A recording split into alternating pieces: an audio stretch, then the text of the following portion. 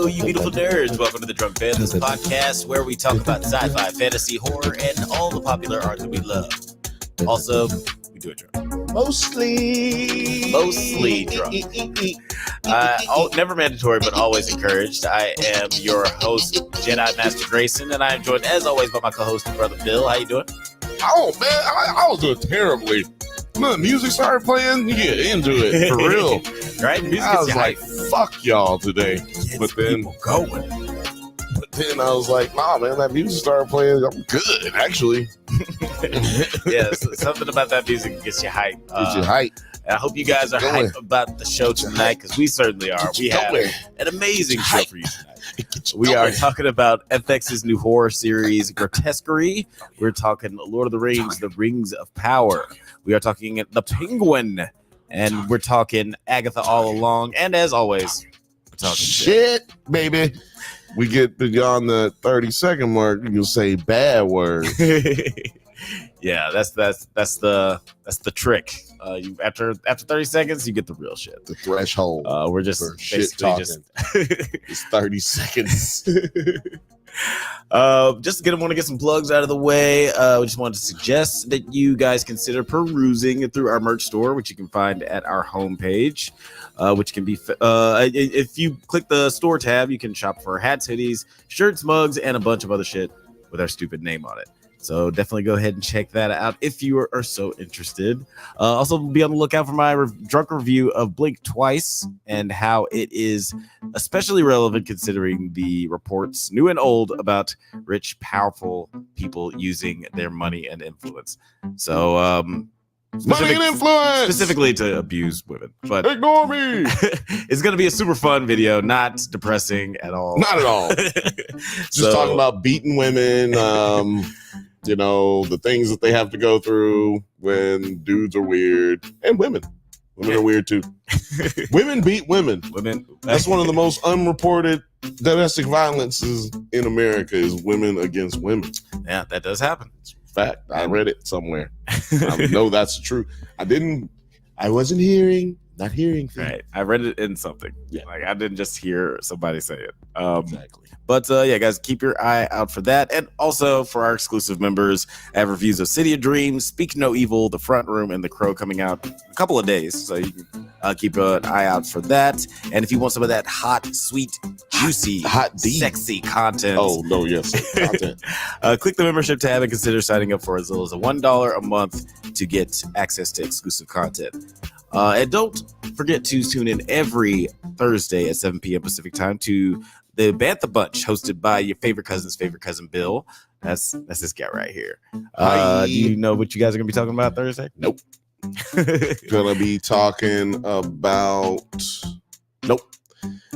I have no idea. Young Thug court. I don't really talk about that. Okay. I don't really talk about niggerish shit. Like, I really talk about, like, last week we talked about Mr. McMahon documentary and the Monsters television show, which is one of the actors is in the show Grotesquerie that we'll be covering today. And the week before we talked about Diddy, but we were really talking about, you know, the funniness of it. Yeah. We keep it light, we keep it friendly, we keep it popping over at the Bantha Bunch show every Thursday, 7 p.m. Pacific time. Yeah, guys, don't forget to check that out. And if you forget, you know, like we all have lives, we have a lot of crazy shit going on. Go ahead and click that notification bell so YouTube will remind you when the show starts. We do all have lives, and we're live right now. That is true. That's right. That's absolutely true. That's right. And you know, let's go ahead and get into the nitty and the gritty. So let's go ahead and get these banners up because you know I'm talking about we do this shit professionally. We're gonna be talking about our first topic. FX's Grotesquerie. Yeah, man, I'm very excited to talk about this. Go hit that again. What was that? FX's Grotesquerie. Oh, okay, Grotesquerie. Okay, Grotesquerie. It's like a. Did he say it twice? Did the nigga say it twice? FX's Grotesquerie. FX is Grotesquerie. You know, you got to get that FX stamp in there. And this is co-created by I guess you can call him FX royalty, Ryan Murphy. He's been creating FX shows. I just know him from Glee. I never seen Glee before in my life, but I saw that he's the same guy who did Glee, and I was like, ain't that crazy? The same nigga who did Glee is the same nigga who did American Horror Story. Yeah, dude, it's weird to think about. It's a bit off, I feel like. Shout out to everybody who's watching on YouTube, on the Nerds at Night channel and the Drunk Banthas channel, but we also got it live on Twitter over at the Nerds at Night channel. So if you're watching on Twitter, be sure to like and retweet. I mean, repost. I guess they don't call it retweet no more. Yeah. But be sure to like and repost so that we can get it popping over there. If you're watching, you know what I'm saying? Share it with your friends, share it with your cousin, share it with your mama, share it with your auntie so that we can get it popping. Don't forget your daddy. Yeah, he might be interested. He might be. Don't leave him out. He might be interested for real. Like, send it to him. Who knows? Send it to him. Quit being a little bitch and send it to him your Courtney daddy. B. Vance is in it. He'll probably watch it. Yeah. Like and subscribe. Fool. Quit playing yourself. Y'all, come on, man. You know what time it is. We out here giving you that good shit. Also, another announcement. We will be at I always forget. Comic-Con. We will be at Comic-Con this Friday. Yes, sir. This Friday. Come and check us out. We'll be there Friday, Saturday, and Sunday. We will be working our asses off all day there, all day, checking in the booths, playing some video games, rolling the tide all the way through Comic-Con. LA Comic-Con's never seen Negroes like these. Okay. We're going to be doing interviews, making a lot of content for you guys. So look out for that. Members will be getting everything in real-ish time, real-esque, real-ish-ishy time, and it'll be a good time, man. Trust me. We've been preparing for this moment for quite some time. Yeah, it's gonna be super fun. Yeah, if you guys are gonna be in the LA area, we're hitting up LA Comic-Con October 4th through 6th. So check us out. Come Shout out to La La Land, baby. Let's go.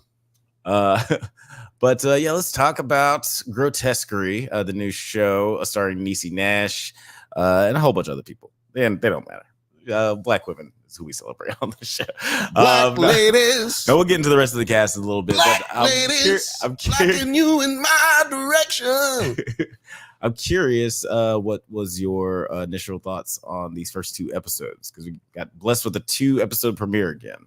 Seems to be the thing. Well, you're not really that curious because we talked about it a little bit earlier, but I like how you do TV, Alex. I was thoroughly impressed. I was like not expecting it to be anywhere as good as it was. I was expecting a, American Horror Story blase type show. To me, this went in a better direction than the American Horror Stories go. I don't know. I got bored with American Horror Story after like season 3. It just seemed like they're trying to be as weird as possible just to be weird, just to get that same reaction that they got in season 1 and 2. And to me, that's like chasing a high. Like, if, drug addicts chase a high that they'll never get again because the first time is the best time. Right. And that's how addiction works, people. Don't be addicted to this terrible TV. But I will say, this was not terrible. This was a good show. I feel like we finally getting back to our black horror, sci-fi, crime shit that we should have kept getting with Lovecraft Country. So yeah, let's get back to the black, baby. Yeah. Shout out to all the racist people who be commenting. Was in that too, I think. Right? Say what? I think Courtney B. Vance was in that too, right? Yeah. No, he's the uncle who died. Yeah, he's the uncle who dies. Yeah. Shout out to Courtney. Shout out to Courtney, Uncle Courtney. Uncle Courtney, friend of the show. Y'all don't know. I hope he's at Comic-Con, dude. That'd be rad. That'd be rad. Yeah, you know him. He just be chilling. He's a friend of the show. But I also really enjoyed these first two episodes. There was, I had some problems with it. There's some times that the dialogue is a little clunky to me, and there are a couple of characters that are like really annoying to me. Well, actually just one, but we'll get into it a little bit later. But no, I'm really impressed by the show so far. Like it's got like some really evocative imagery, crazy subject matter. Like they're trying to tackle a lot of different things. And I'm also always up for just like a religious horror movie, like a religious horror story. They're always so like there's a lot to be mined from the crazy shit that comes out of the Bible. So like anytime like they want to delve into the horrific aspects of that, it's usually a good time if it's done right. This is like the first horror religion TV show that I think we've ever seen, though. And yeah, well, like mixed with crime. Mm-hmm. Yeah, unless you want to say True Detectives, because that seems, that yeah. does have elements of religion in it as well. For sure. And there's a show called, I haven't watched it, but there's a show called Evil on CBS that's like, I think it's like, what if an FBI agent and a priest got together and solved religious crimes of the occult? There's some kind of TNT television show that comes on after Ice Train or whatever. Yes, it's a CBS original. It's got the fucking dude who plays Luke Cage in the Netflix show. Oh, God. He's like the priest guy. He's a priest. Is that really what that's about? Yeah. I thought he was just religious. He's a priest? Yeah, I'm like 80% sure I saw him with like one of those collar things or one of the posters. Again, I haven't watched the show. Please tell me if I'm completely wrong about this, if you know anything about the show Evil. Gerson Purr said, just saw that you're on. I need the company because my tech challenge self is cursing my dual monitor. I'm trying to hook up to my monitor. Oh man, sounds like Gerson Purr is having a rough technological. That's a bummer. That sounds like something we would be dealing with right now, because that's the kind of problems we be running into. Luckily, we don't have problems when we go live. Yeah. Only last night we recorded a Does It Hold Up, and man, the internet sucks. Oh, shout out to the internet! Yeah. Don't cut us off. Stop. Don't suck for the next couple hours. Yeah, at least. Actually, all night. I want to watch TV after this. Yes, I got other shit to do. I like TV. Let's get into it. There's a lot that happens in these first two episodes. The episode 1 opens up by introducing us to our protagonist, Detective Lois Tryon, who is woken up from a nightmare. An empty liquor bottle and cigarette butts are nearby, suggesting to us viewers pretty early on what her vices are. Now, it's pretty like if you're not aware, Girls and Purrs, we're talking about is Grotesquerie. just in case you didn't know. Like this kind of felt like a lot of different noir shows and movies where we get the hard-boiled detective. We even saw Agatha kind of make fun of this kind of character in the first episode of Agatha All Along, like the coffee cup toting hard-nosed detective. What did you think of like just our introduction to our protagonist? I was very happy with the way that they did it. It's like we don't need to spend too much time trying to tell you who this person is. We don't need to spend a lot of time with telling you how this person lives their life. We just jump right into it. You're a police officer. We know she's a police officer. She get called in the middle of the night. She's like, I gotta go do this shit. We assume that's a police call, right? Or we assume some kind of emergency that's going on. And then when we see her pulling up to the crime scene, we're confirmed, right? Confirmed. Either that or this is a CBS show where she's a psychic and there's ghosts in there and she's a psychic ghost lady and she goes to see the ghosts and then they tell her who committed the crime. But no. Never know with the Ryan Murphy show. Never know. Go that direction. Because this is the guy who did Glee. And American Horror Story. Are you going to get something in between? Right. That's a wide spectrum. Who knows? What did you think of Niecy Nash as our protagonist? Do you think like she's like a strong main character for this show? She's a strong character, whatever she's doing. Whether she's actress. Yeah, that's what I meant. Yeah, whatever character she's playing, she's strong in it. She's a strong character, even if she's playing like in a terrible television show where she's in the FBI. I don't think that exists, does it? I don't think so. No, it doesn't. I haven't watched that show Claws, but I heard it's good. No, she's got a show or had a show where she was an FBI agent. Oh, for real? Yeah. Oh, man. She was like a brand new FBI agent at 60 years old or 58 years old. She's just going to become I don't know. It was a weird premise. I never watched it, but I saw her hit somebody in the head with a 2x4 on the show or something like that. I was like, that couldn't happen. Yes. That's cool. I think I'm done watching this. It was a trailer. So yeah, I mean, I was impressed with the way she performed in this, in this episode, in these 2 episodes. She, especially the scene when she was about to beat up the nurse lady. Yeah, she's like, she went all the way real. Like, I'm about to whip your ass. You're gonna have to learn to respect me. She put that sauce on it. And I also really like her as an actress, and I'm glad that she's got a role like this where the character seems written really well. She's obviously got a lot of flaws, but she's the best at what she does, which I like. My noir protagonists like that, just sort of recluse misanthropes who are like the best at what they do, but they're also the worst. You feel like this is noir? I feel like it's definitely got that noir vibe. Noir. I feel like it definitely has that vibe, and just sprinkling that horror element in there. Horror. And when she shows up at this, the horror, and we're about to get into the horror element for sure. Like they started off pretty quick. Lois enters the house that she's been called to. And looks around, seeing blood and body parts all around, while a lot of the police officers throw up in the bushes outside. The bodies of the mother, like some little bitches.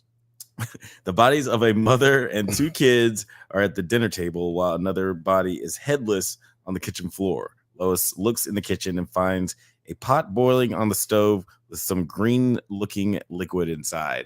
This was a pretty horrific. I'm sorry to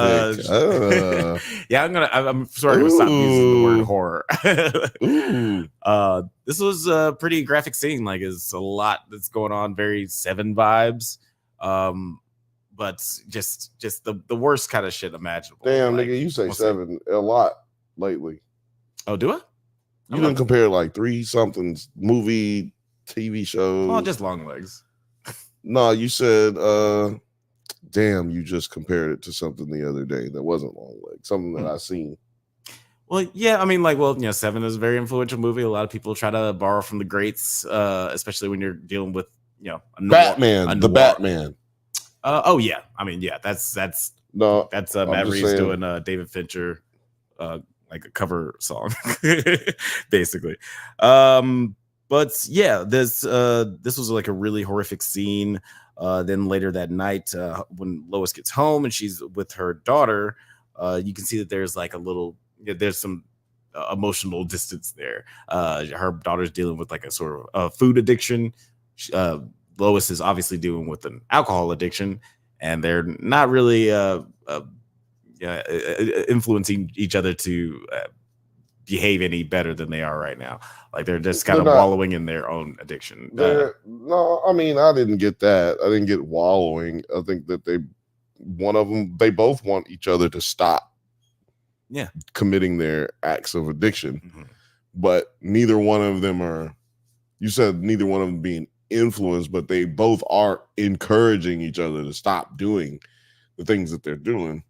But yeah, that is she is her daughter, right? So it's like, how you go, like, she got it from somewhere, right? And so to that point, I think that I thought that it was just more so of a real life mother-daughter African-American community type back and forth relationship. I could see the love, but I could also see the conflict, and I could also see the depression, which we find out later is because Uncle Courtney, what's his name? Marshall is his name in this, correct? Yeah, Marshall. He is in the hospital in a vegetative state. I have to imagine we're going to get a lot more flashbacks like we did in episode 2, because you don't pay Uncle Courtney to come out here and sit on the bench. But you do pay him to die, apparently, lately. Yeah. I mean, he's died a lot. Yeah. Wasn't he in Rosewood and he died in that? I feel like he was. I don't know. He's just got one of those faces. No, I think he was in Rosewood. It was like every black person every black actor in America at the time was in Rosewood.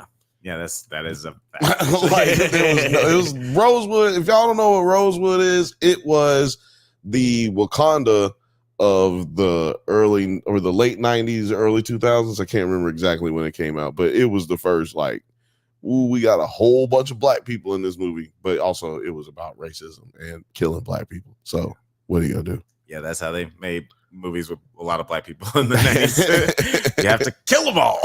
Yeah. Yeah. But yeah, it is like pretty rough. Like, you just go back to Lois and her daughter's relationship. You definitely see the love there for sure. But yeah, there's that little bit of distance because, you know, there's never like a moment. There's not a feeling of, hey, I'll quit if you quit. They're both just like, well, if you're gonna do you, I'm gonna do me, and there's a tragic nature. You just do you. I'ma do me. I'ma do me. Right? Yeah, there is a tragic nature to that in a sense, and yeah, like you said, Lois' husband, he's in a vegetative state.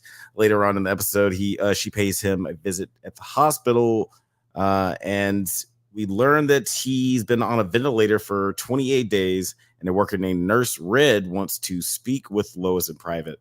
Out of pocket. How do you feel? How do you feel out of pocket? How do you feel about Nurse Red? She out of pocket. This bitch is out of pocket.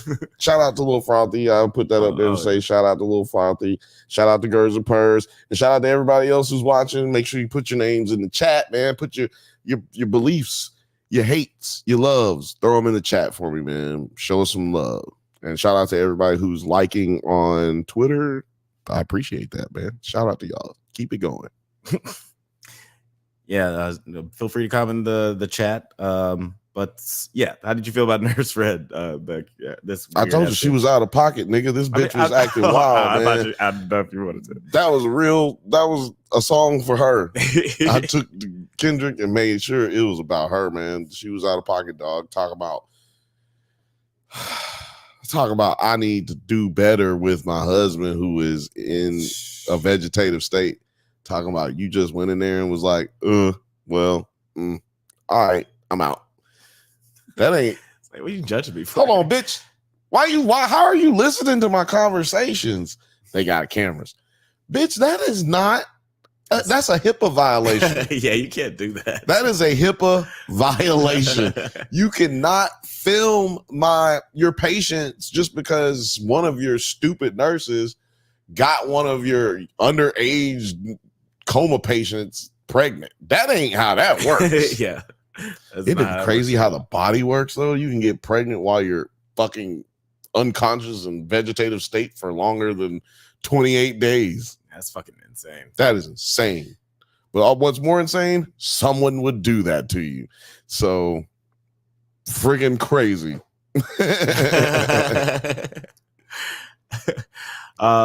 Gerson Purrs said, I'm here listening just in the middle of holding back this punch for the screen. Oh, yeah. Don't punch the screen. But I mean, if you punch the screen, you can still hear us. I think if you punch the screen, it just will stop working. Yeah. So this pretty crazy that we got this weird Nurse Red character. She gets a lot more gross. Nurse Red, before you move on, I feel that pivot coming. What did you think? You're not gonna get away with it. No, I thought this actor was really, really good. Just very, very, very believably deplorable, disgusting person. And you could just tell from just the way she carries herself and the way she talks to Lois that she's just has some sort of sinister motivations. Like something else is going on with her. They film the show different when she's on, like when they have her scenes as well. Did you notice that? The shot, it was shot different. Like when you first see them in that first meeting with them, the angle for Lois's character is like catty corner to what you would feel like is a well framed shot, right? And I don't know, if you guys don't know what I'm talking about, you'll have to just see it.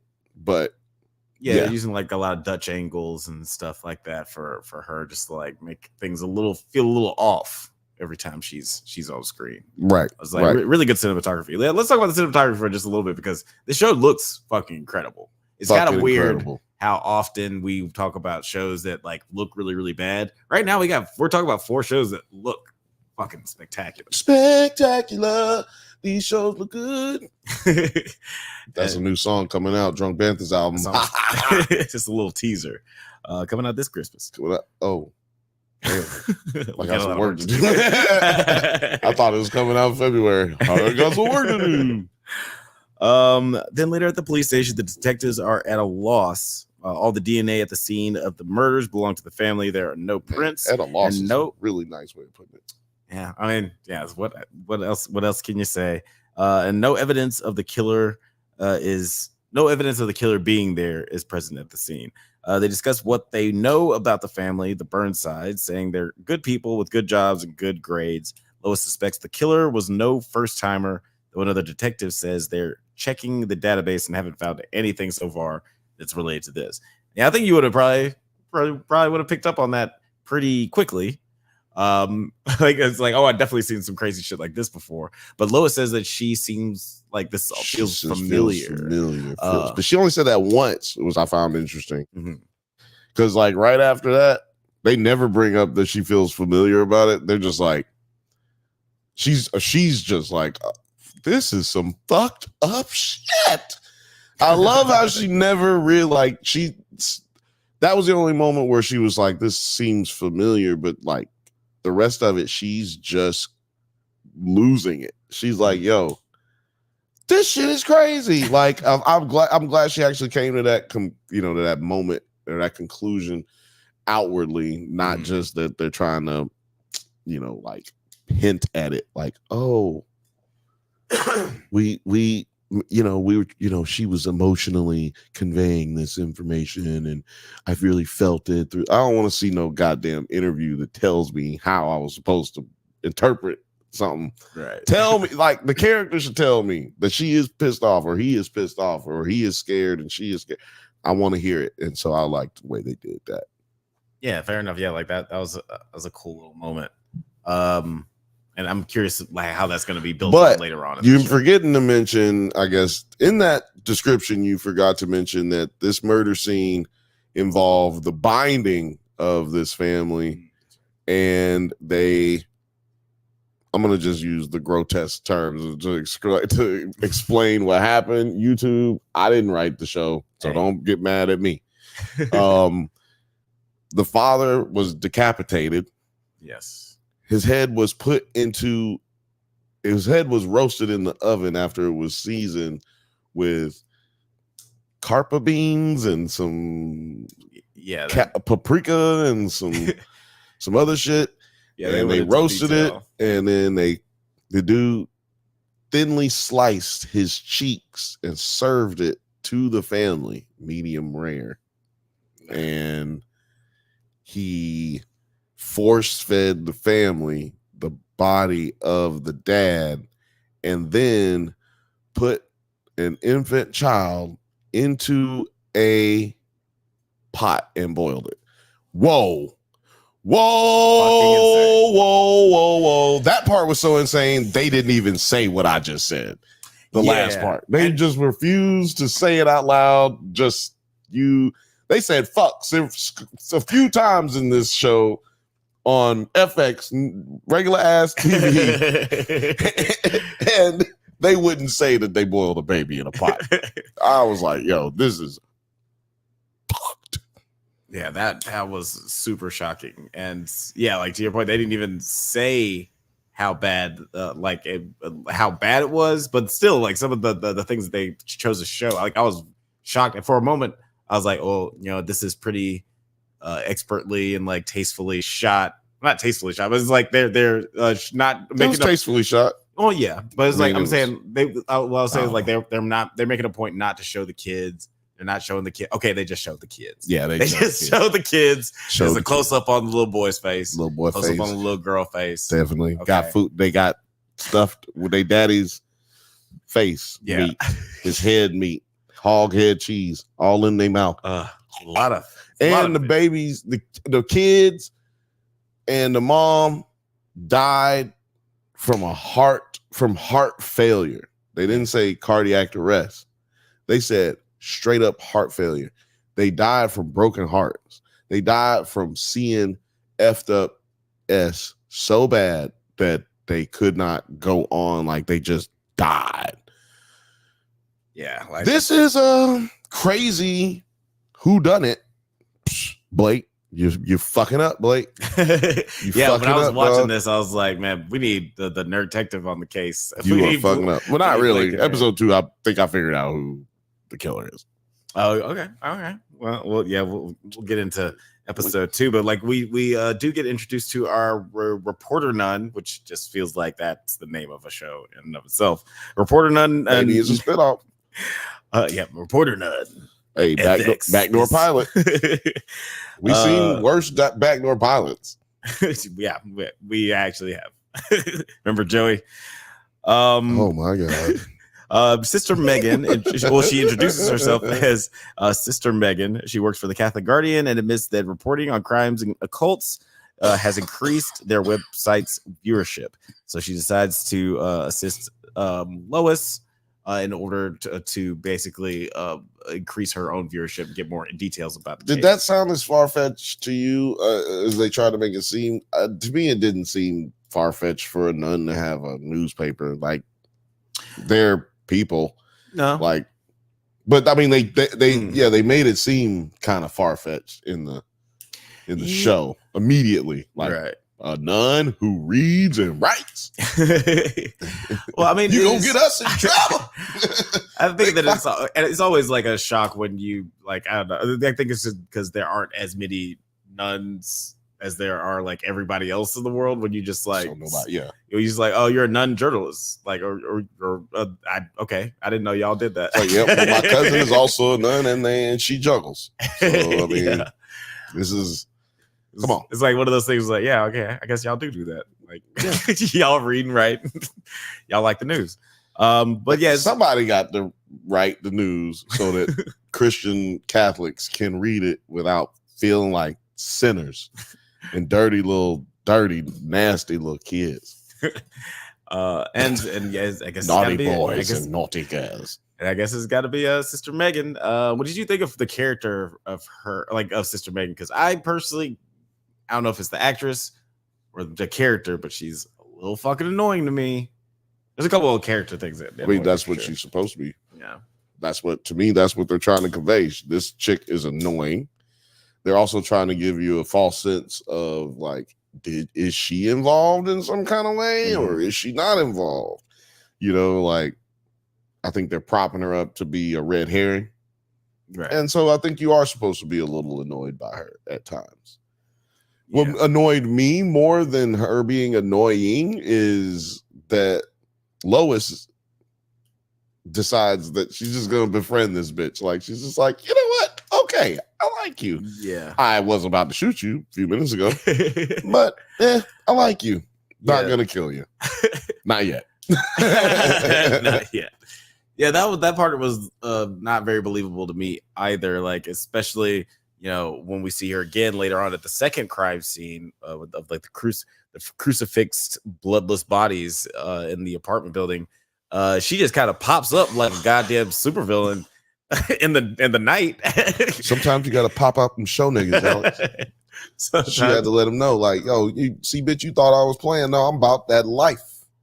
I'll be out on crime scenes. I'll be out in these streets. So you know what bitch? Let me tell you something. I'll be out here on the crime scenes, okay? I take the time to take some time. God damn it! And like, Lois gets initially really scared. She like, what are you doing? What are you doing here? Not 15 seconds goes by before she like, all right, come on back upstairs. Yeah. Don't touch anything. Well, like, no, you should send her home. No. This is one of them moments, man. This is one of them moments. Oh shit! Shout out to Bruce. Hey, what's up, Bruce? Oh, bring it up, man. Bring it up. Bruce just became a new member of the Drunk Banthas. He is now a Bantha. Shout out to him. Bruce Nito. Welcome to the match. Bruce Nito. But yeah, like that was a super not believable like transition, at least for me. Like, but you were saying like it was I'm telling you why it works. It's because is that Bruce or is that Blake's friend Bruce? Shout out if you're Blake's friend Bruce. Or let us know if you're Blake's friend Bruce, and also shout out to Blake's friend Bruce if you're not Blake's friend Bruce. This works because you need your sidekick. You know, you need your she's a reporter, but she's not a real reporter. So it's like I can talk to you because you're not really the media, right? Right. So, and also she seems to have knowledge. I mean, she immediately had knowledge about the case that Leslie wasn't aware of or wasn't looking at it from that angle. And you need fresh eyes, like she said. So sometimes you do have to work, and they have consultants and shit like that. And, you know, detectives use consultants and shit like that in investigations, especially high profile investigations like this, because you need to get it solved. Right. You know, people are going to be going crazy, man. It's somebody out here killing people, chopping their heads off and eating them, seasoning them. Man, you know how long it takes to season a head? I don't. But I have seasoned a big ass turkey. Yes, I bet it's pretty comparable. I bet you it's easier to do a head than a turkey. But I don't know what tip you're supposed to keep a head at in the oven. Right? You can't really. That's a lot of work. And like Lady said, this cannot be the first time that you've done this. But where do you find some case evidence where this has happened before? Right. Like this has got to be one of those situations where, like, you know, like other serial killers where they'll kill a lot, but then once they, I guess, like perfected their craft, that's when they want to make it more public. That's when the ones we see, like a lot of serial killers give themselves up. They're not caught, unfortunately. A lot of serial killers who get caught because they start making mistakes because they want to get caught. Right. They're not getting enough credit. And that was more so through the 80s and early 90s. Advent of cable television, you want to say, people, more access to TV, cheaper prices, more access to TV. You seeing all these other people who are committing murders and getting all this publicity. And you're like, man, I've done killed about 55 people. Ain't nobody even said my name before. These Menendez brothers killed their mama and their daddy like some little punk ass rich boys. And I don't even get nothing on TV. I take my time. I do meticulous, destructive shit. Right. Where's the love for Jerry? I put in work, man. I read Bible verses. I have to commute. I have to connect this shit together. And I have rhymes and riddles. And these niggas get credit because they killed their mama and their daddy because they didn't get the car that they wanted for Christmas. Like, nigga, I'm going to go out here and write a note. I'm going to write a manifesto. And then, boom, they get caught. This is just how it happens, y'all. And I'm here for you because I'm your resident serial killer expert, i.e. also documentary expert, but not just about killings. I do all the documentaries. Yeah, they're not exclusively like murder docs. There just happens to be a lot of those out there. That's y'all need to quit killing people. Everybody love everybody. Everybody love everybody. You know, speaking of which, could you pass me that bottle? You want this bottle of energy electrolyte? Yeah, that's that Pedialyte. This is the Pedialyte that we use. I put it in a glass bottle so it doesn't so it doesn't break. Right. And I don't like the taste of Pedialyte, so I chase it with Topo Chico. Yeah. That's a running joke on. That's a running joke on Bantha Bunch. Yeah. Oh, you seen the Bantha Bunch show? Every Thursday, 7 p.m. Pacific time? Yeah. Cool. But so yeah, like later on, Lois goes to visit Marshall at the hospital and follows Sister Red's suggestion, lying in bed next to him. This was a kind of a touching scene. I liked that Niecy Nash got a moment to stretch her acting muscles. She did not do that before she was before she thought the nurse was jerking him off, did she? Or that was that was before. That was before. That was episode 2. Okay. Yeah, I was like, my episode's Glenn because I just watched it all in one time. Yeah, same. Yeah. And I was also working, and I also watched Lord of the Rings today too. So it's just I watched everything today. I watched we watched Agatha, Grotesquerie, and Lord of the Rings. And I watched the 2 episodes of Grotesquerie and Agatha this morning. I watched Lord of the Rings all today. Too much stuff, and I'm like fried off of it. I don't even know what you're thinking right now. A lot of accents are blending together. Yeah, because I guess I watched the same amount. Oh, I didn't. I watched Agatha when it came out. So okay, I didn't have to do that. a lot of content. But yeah, then later on, I do not know how we're productive at work. We definitely work less than other people, but get more done than other people, which is wild, right? That's crazy. I don't know. I'm sorry. I'm trailing off. I'm just rambling. It's just so crazy though. Then later Lois tells him Sister Megan that they've received a report from the first crime scene. They determined the liquid is sulfur dioxide. Immediately, Sister Megan says someone actually must be messing with her, flipping through the pages of her Bible. Because that is brimstone. And I knew that from, probably like comic book. By the way, let me tell y'all something. We just said brimstone like that. That wasn't planned. And also, I don't even know why we just did it. Yeah, I don't know why we did it. It wasn't, that's not from anything. That doesn't make any sense that we just did that. That was weird. Shout out to us. But yeah, like that is one of those things for whatever reason, like comic books, TV shows, movies, I've always associated like sulfur with brimstone and then like the devil. Yeah. Well, like, sulfur. Oh my God. Why? It's because of JR. Jim Ross. Yeah. Jim Ross. Hellfire and brimstone. Hellfire and brimstone. It smells like burning hair and fire and brimstone. It's like a sulfur factory. I found out that he actually has a condition, like the same thing that was it Cerebral palsy? Okay, cerebral palsy. Not cerebral palsy, but there's like another palsy that he's got that makes you have the inability to control your face muscles. Joel Embiid had it, and he was looking crazy. Like people were like, "What's wrong with him? Like, what's wrong?" And his face was like he couldn't control his eye movements and his face movements. Yeah, crazy condition. Anyway, that's what makes Jim Ross talk like this. Yeah, that's crazy. But yeah, like what happens at the end of this episode? They just have to be okay. Yeah. Like that's pretty much how the first episode wraps up. And the second episode opens up with this like flashback of Lois with Marshall and her daughter. We see that they weren't like in the happiest place. Oh, they sound like a regular family until we find out that Uncle Courtney been cheating, and then he lied. But then she was like, "Nigga, I'm a detective. I had you followed."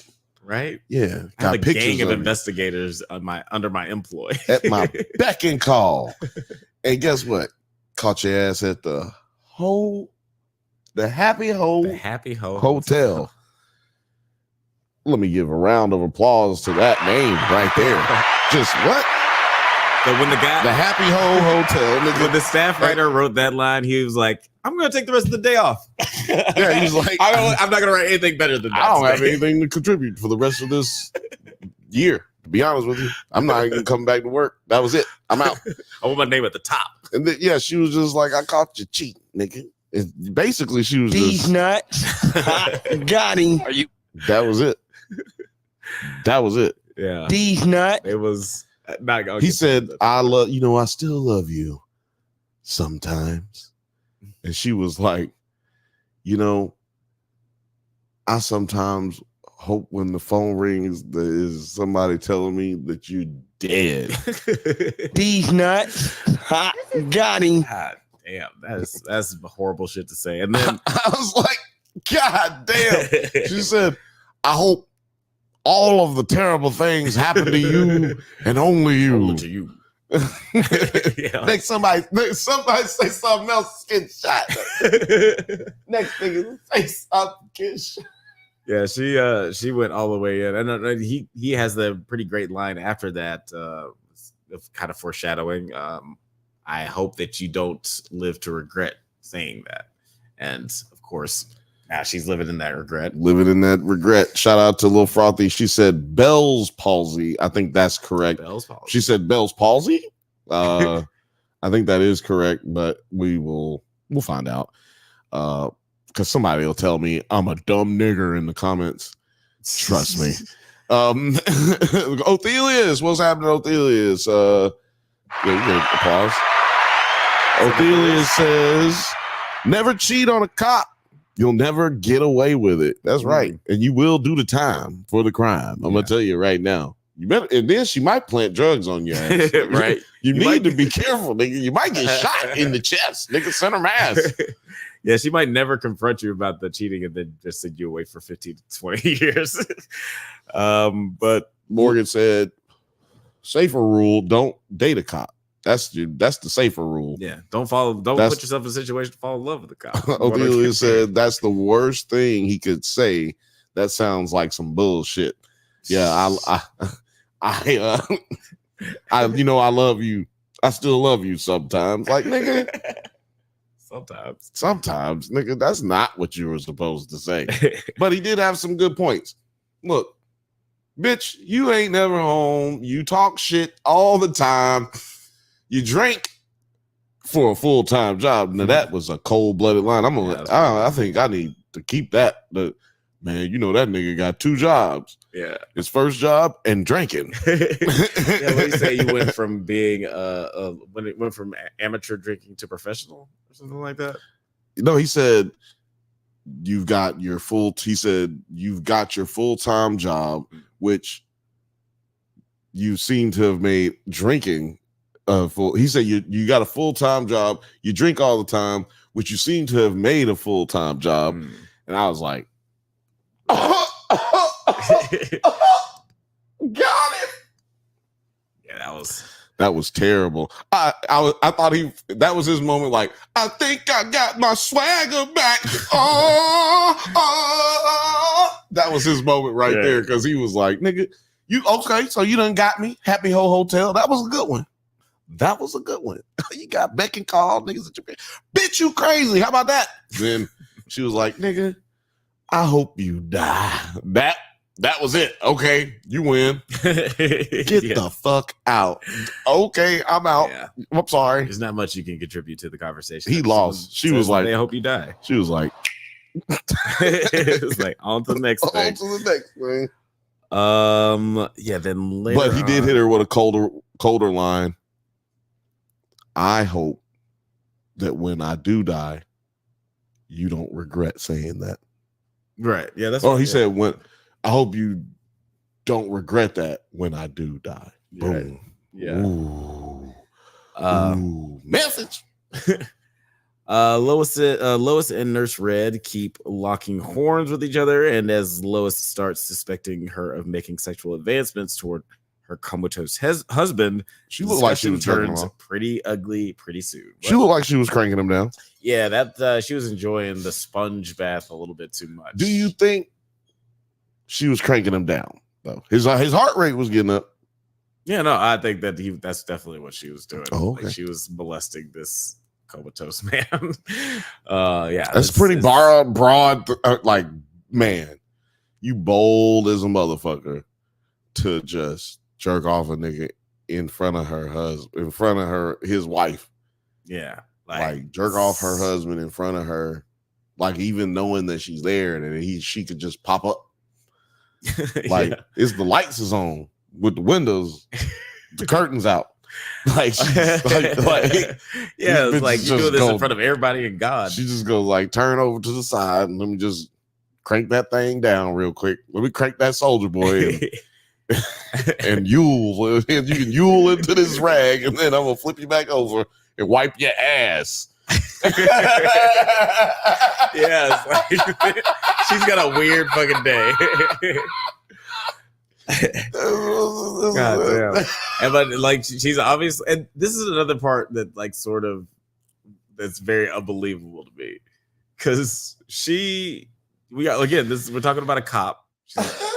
She's a detective, but she doesn't seem like she has any. Like, I feel like she would be able to bring the authorities to this place pretty easily, but she lets like some security guards muscle her up out of there. I didn't buy that. They didn't muscle her. And also, she's right. Like, what are you gonna do? This is what it is to be black. You got the white lady who, and actually that happened after, like that happened before, where the security guard thing, that happened before the crank down. Like almost right before, because then she goes to the cafeteria and then she comes back up and he's getting the crank down. Right. But yeah, to your point, before that, the nurse, and I think her name's Nurse Red. Yeah, Nurse Red.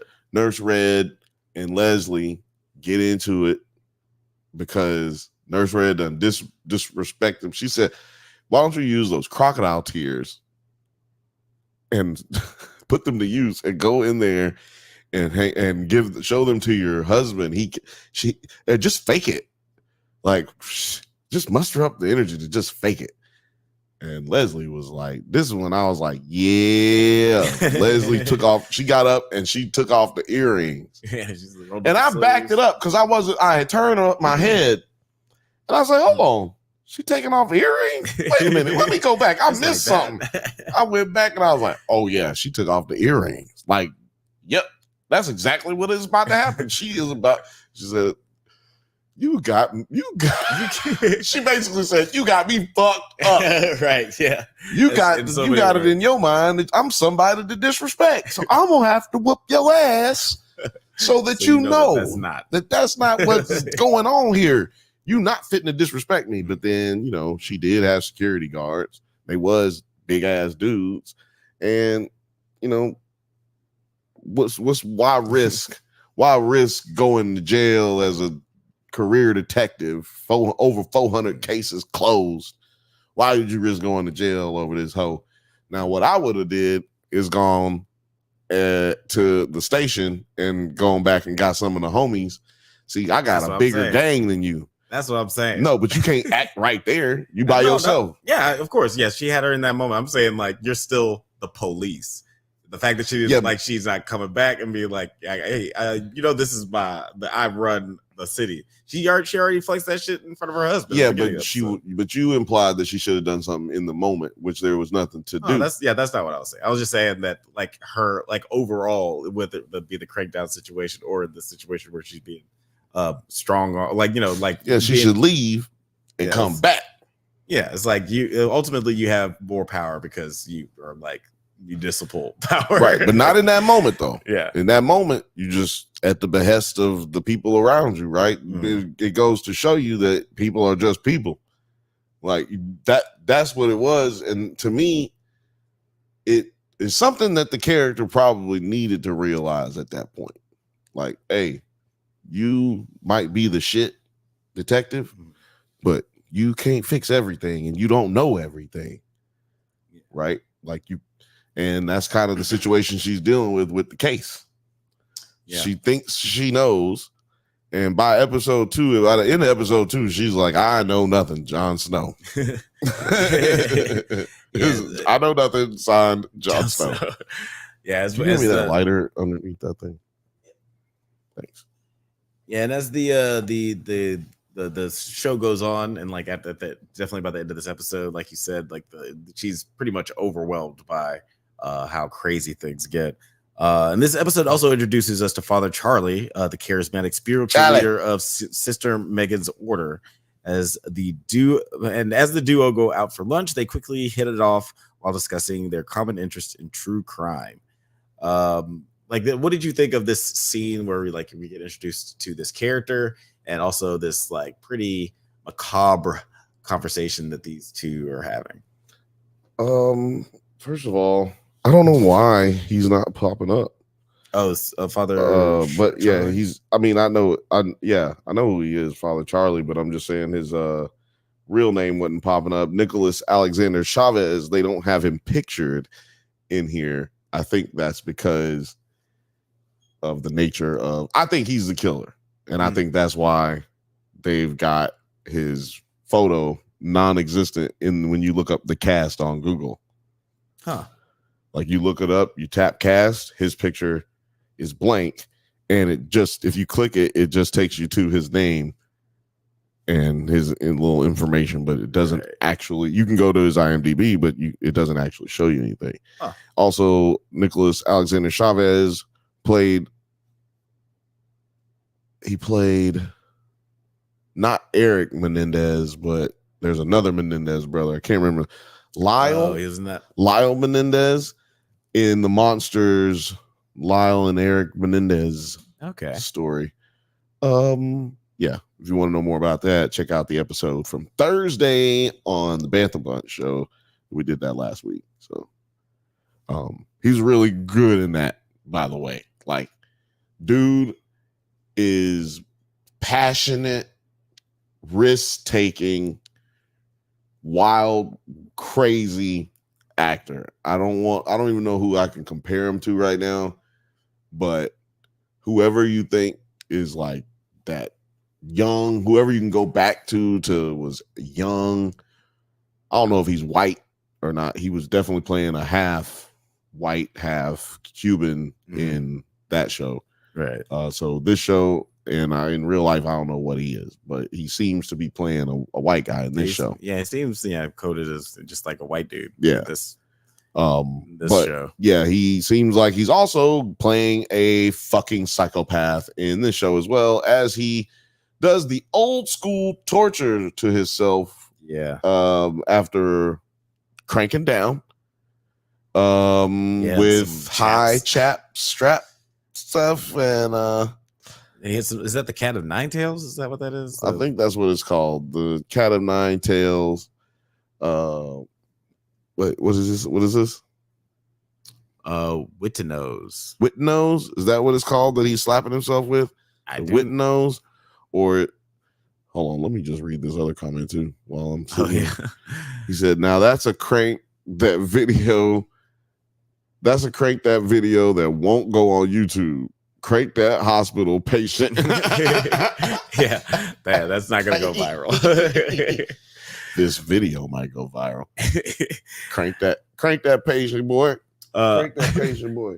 I don't know. I personally thought that this might have been a potential red herring, because this is really, really creepy. Like, just showing how weird this fucking dude is. But maybe that's a hint that he's the killer, or maybe it's just like sort of misdirect, just showing how fucking weird this guy is. Similar to Sister Megan, where she's also like they're both obsessed with the occult, and they're both obsessed with serial killers. Mm-hmm. The occult isn't necessarily. I mean, if you're into Catholicism, like deep into Catholicism, and you really fuck with it like that hard to the core, then you're gonna get into that kind of stuff, because you're going to the old way of doing things when they take it back that far. Yeah, when I was thinking weird shit, I was thinking like mostly Catholicism. These are Catholic. Yeah, like all that shit is like, like the old school shit that like what they going through it. Like some old what's the name of that damn book? The movie they did with Tom Hanks.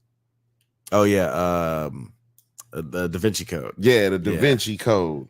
It's like that movie where the dude was popping his ass with the thing because he was a bad boy. He was a bad boy. Yeah, like yeah, that's some weird shit with the old school Catholicism. But then, those, that is a punishment, right? Yeah, it's like yes, it's like to atone for your sins. I'm not masturbating if I think that's what I have to do. I'm gonna just tell you right now. Yeah, I don't know what happened to that myself lighter. I bleed all over on my back. Man, let me tell you something. I'm gonna smack myself every time I smoke some weed, nigga. You know what my back would look like, nigga? that would be terrible. My back. Oh my god. Sorry, y'all. That was disgusting. My back would look like Shredder's face at the end of Ninja Turtles Return of the Ooze. Where did it come from again? I don't know. Why did it return? Because it never came. I don't know. But yeah, my face would look like this nigga's face did in episode 1 if I had to just stop sinning. Yeah, yeah, not for me. I wouldn't talk. I'd just be one of the monks the monks go to the monasteries and they commit to silence and shit. That would be me. The divine killings continue. Sister Megan calls Lois to inform her that she has found another viable angle through Satanism, but Lois reveals that she is already on her way to apprehend a possible suspect whose blood samples were recovered from near the scene of the crime. A former organ trafficker by the name of Sullivan Furcus, who has been recently released from prison. Also Furcus. Yeah, no. Wait a minute. What is that? Nigga, is that a song? What the fuck? There's just a lot of shit here. Lois admits that stop and talk about what you just said, then. Okay, yeah, let's talk about. How do you feel about that? Yeah, I mean, that's one of the things. Like, I don't really have much to say about that part. I wish I didn't add that into these notes. Well, I'll ask you this then. At the end of the episode, and we can come back to anything that you want to talk about, but towards the end of the episode, we get a final murder. Well, we get 2 murders. Let me talk about one. We get another murder where they crucified him, like you mentioned before. There was no blood at the scene of the crime. Yeah. And they went back to investigate, and there was blood, a blood drop that led to not a serial killer, but a killer, a very violent killer that apparently got out. How does that happen? I don't know. So he killed somebody in a very violent way, but now he's out. Yeah, that's wild.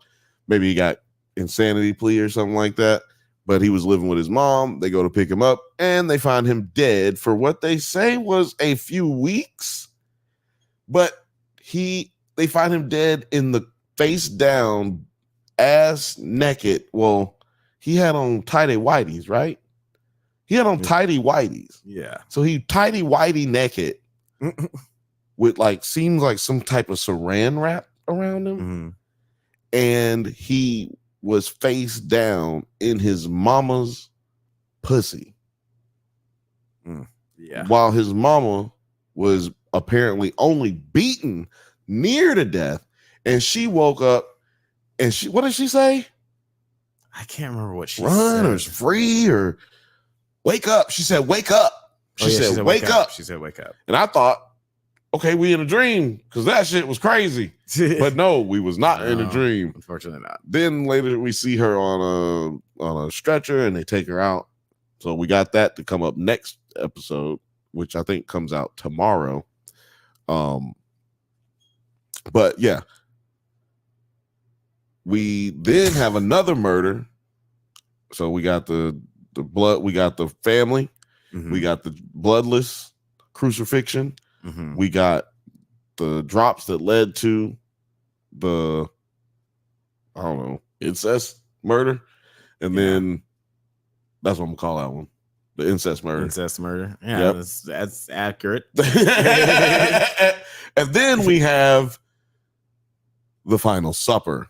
Let me tell you something. If you haven't seen this episode, I'm not trying to ruin it, but there is no way, in my opinion, that there could have been. This is what I started thinking. You take that many homeless people and kill them to make a fucking Last Supper, but there's no way that you could have done that on your own. So this is not a thing that is taking place with just one character. So to your point about the preacher being a red herring, he might not be just a red herring. He might be a clue leading to another group of people that are committing these acts, because there's no way you could do that by yourself. Yeah. We know he has help. That's what we know. Whoever the killer is, even if the other person isn't doing any killing, he's doing something to help set up these murders. Yeah, I think it's definitely a situation where it's more than one person, because this would take forever. Crucifying two people. Yeah. Or cutting them in half and then crucifying them, which seems like, come on, you're just showing off at this point. I could kill people and drain the blood and then chop them in half, and come on, dog. And it didn't look like a chop; it looked like a rip. Yeah, the bodies, the way they were in half, they looked like they were ripped in half. Anyway, yeah, I don't want to talk too much more about this because it was fucking crazy. But all you need to know is that we will be talking about this going forward for the rest of the series. And it looks like it coincides with Agatha a little bit. So it'd be kind of cool covering two October-y, vibe television shows, Halloween vibe television shows. That'd be great. Yeah, I love it. This is definitely a good one to cover for the spooky season, because this is a really, really weird one, and I feel like it's only going to get crazier as the show goes on. But guys, let us know what you think of Grotesquerie. If you haven't seen it yet, let us know if our discussions made you at all interested. We're gonna move on to our next. Did that conversation make you want to see it, or did it make you want to not watch us anymore? Yeah, did that just make you just like, oh, I don't want to watch this show if you guys are gonna be talking? Yeah, is this or just did you love the show and hate everything that we said? Let me know in the comments. If you hate us, let us know for sure. Because then it helps me be better. Yeah, and also. Gotcha, bitch. You just watched. But we're going to move on to our next topic of the night. We're talking to episode 2. Not bad. Not bad. We're talking about episode 2. Sophia undergoes therapy, still feeling trauma after discovering Alberto's corpse, and she refuses to cooperate in therapy, intending to avenge Alberto's death. Now, in this scene, we are introduced to a new character. We know he's going to be important because he's played by Juice himself.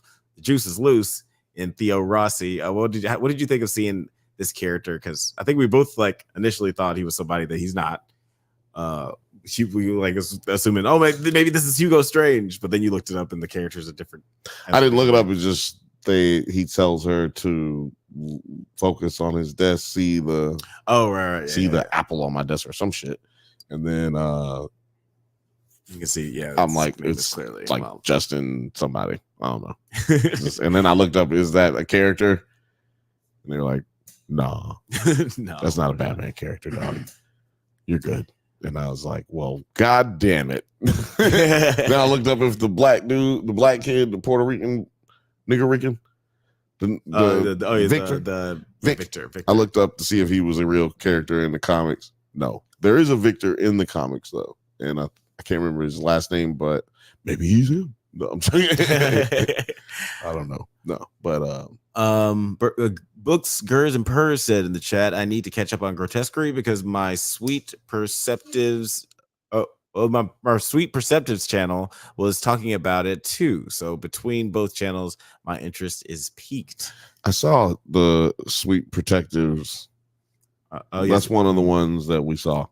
Okay. And I was like, damn, I can't use any of this. Because the other, never mind. Could you pass me some more of that electrolytes? No problem. Electrolytes. It's got what plants need. Look out for the Idiocracy Doesn't Hold Up episode coming out to you soon. Yeah, one day for sure. Oh no, it's happening. I talked to Nick. It's happening. But I'm sorry, I forgot to give you that without a cap. I'm always excited to see Theo Rossi because I really like that actor. But I'm hoping that we get a little bit more from him. Juice in this character. Like we got the juice is loose. Juice is loose. Now, Alex, let me just ask you, fuck all the juice shit. I'm glad you started with Juice though. Even he started the episode though.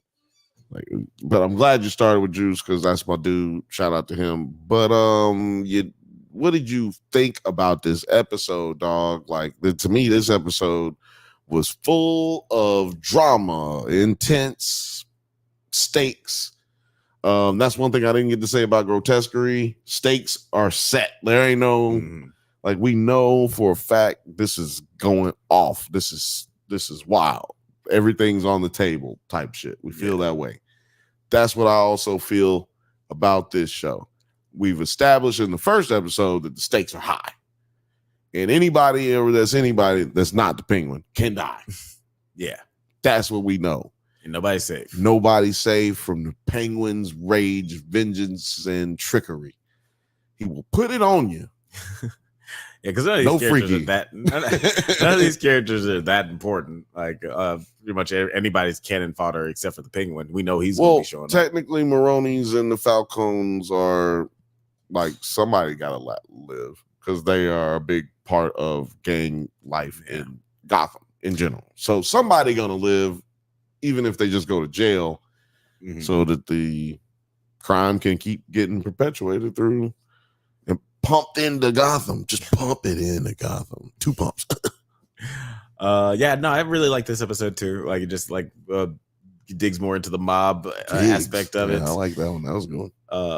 Just gets more into the mob aspect of everything, and it's just a really dope idea that I'm surprised hasn't been done before. This just take the worst city in the entire world in this DC universe and just focus on just that. Like Gotham is already interesting enough, even if you don't have Batman in it. So I'm glad that we're getting to see a show like this. What Gotham should have been. Not mad. I mean, not mad at the show, but I do want to see Batman. I'm not gonna lie. I was watching it and I was like, damn, this show is good. I hope I get to see Batman. Yeah. Because let's just talk, since you brought up Batman, where the fuck is Batman? Like, nigga, it's some wild shit going on. You can tell this nigga knew. That's all you can really, that's the only excuse you can give. Is, hey, man, he knew he just started 2 years ago. Give him a break. He don't really know everything that's going on yet, Yeah, but I'm like, damn, nigga, it's shit blowing up. Niggas is shooting in the middle of the street. There's drug deals going on and you don't know nothing about it, dog. Come on, man. Where you at, Batman? Where you at?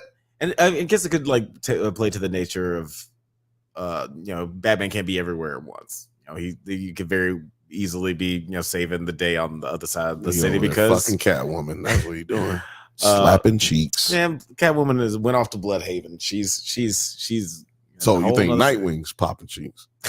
Yeah, no, I'm joking. He's not the 4-year-old child, whoever he is at this point. No, he wouldn't be 4. He'd probably be like 10 right now. Okay, because he's like, how old do you think Robin is when he gets picked up? I don't know. I think he's 13. I think he's supposed to be 13 or 14 when 14. Dick first. It don't matter. None of this matters. I'm 90% sure he's 14 when he meets Bruce. It don't matter. None of this matters. No, I believe you. I think you're right. What happens next? First. Go ahead. First. Oz visits Maroni again, who is angry over his actions. Oz defends his decisions and convinces Maroni to continue their partnership by helping with a drop shipment. Hey, you know you're wearing that ring. Maroni's crew. You're wearing that ring pretty good. Just lean into it, You seem like you enjoyed it today. Seem like you're enjoying it, and you're showing off already. However, Oz is surprised when Johnny Vitti appears and forces him to go into the armored truck instead of the car. And Maroni's crew arrives, intercepts the truck, killing many of Falcone's henchmen, and Oz barely escapes alive and claims his innocence to Vitti. Now, what did you think of this chasing? I thought this was one of the highlights of the episode. The chase scene? Yeah, when the armored truck killing yeah, the ambush. Yeah. Oh, that was dope. It was cinematic. I don't feel like this is gonna sound weird because it's a rule we don't like being broken, but this is a show that is not written like a TV show. This is a show that has written 8 movies or 9 movies. I think it's 9 episodes. 9 episodes. This is a show that has written 9 movies. That is what has happened, which is great. I don't know how they've made that work, but or maybe they wrote 9 episodes, but they're filming 9 movies. Right. Yeah. That's what I should say. Same with Lord of the Rings. They're filming 8 movies. Like, they're not filming television shows. So it's very interesting that it's paying off, because we do not agree with doing that. Typically, we're like, don't do that because you don't know how to do that. You're not good at it. You make burgers, don't serve shrimp. That is not what you need to do. You make burgers. We don't need fish fillet because you're not good at that. Yeah, stick to your strengths. But yeah, to your point, this does feel super cinematic. Like, I was getting some Dark Knight vibes for sure, like during this ambush scene. So I'm really digging the way the visual style and just the action, the tension. Like, I know that the penguin's not gonna die, but for a minute I was like, he's gonna die. Ophelia said in the chat, but on Bat on vacation, he let the Robins take care of it. Ophelia said, somebody tell Jack in the Box that. Oh, which part? I will. I'll tell him what it is. I will go back and I will look at this up and I will tell Jack in the Box, because I fucking hate Jack in the Box. I'll tell them anything you have to say. Put it in the comments. Anything you want me to say, Jack in the Box. I'll film myself telling Jack in the Box all this shit. Matter of fact, I'm gonna look up the phone number for Jack in the Box. I'm gonna call him right now. Sophia is certain that someone within her crew is cooperating with Maroni. Falcone's brother, Luca, is brought in to help the crime family, and that's when we're introduced to this asshole. And then after Alberto's funeral, Sophia gets a drop-addicted police detective to investigate the heist, and the detective finds Irvad, one of Maroni's henchmen. While Maroni's wife Nadia assigns Oz to retrieve Irvad before they can get him to talk. Oz sneaks into the Falcone household, which is now the reception for Alberto's funeral, and Oz finds the basement where Irvad is kept. But upon being informed by Victor that he was seen, he is forced to kill Irvad to prevent him from exposing him.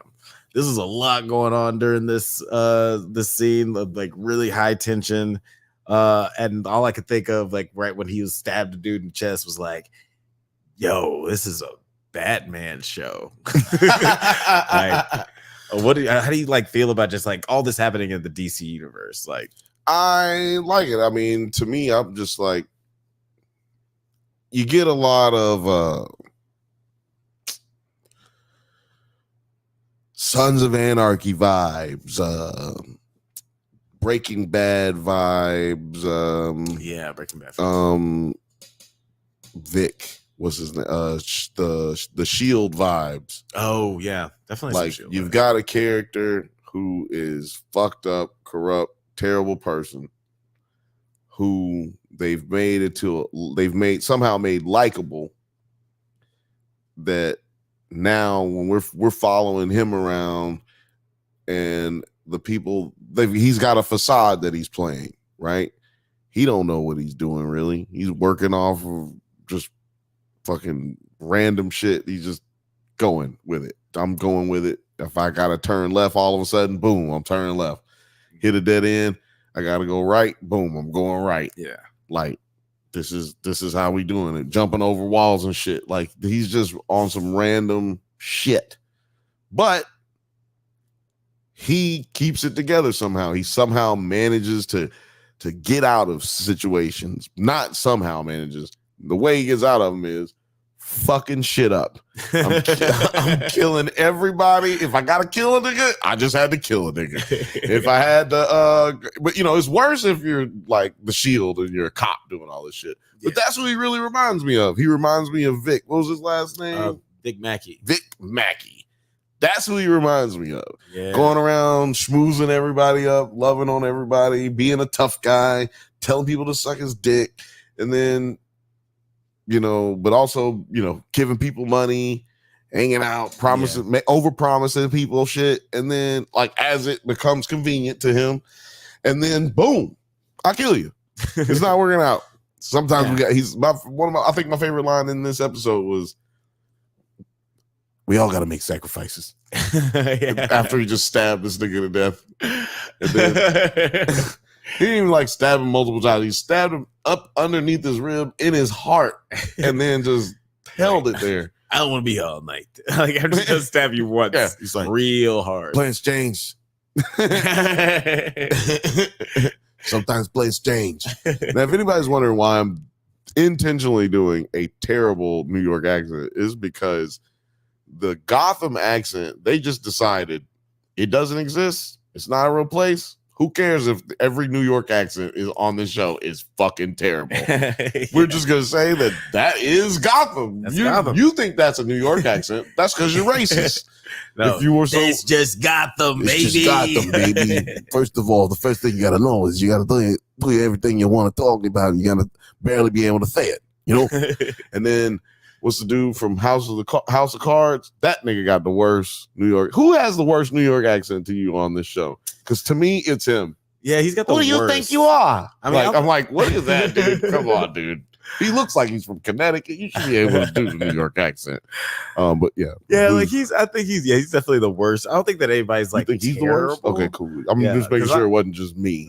Because I like Sophia's accent. I think that Colin's she's not doing it. She's not doing. She chose. She said, you know what? Everybody don't have to have.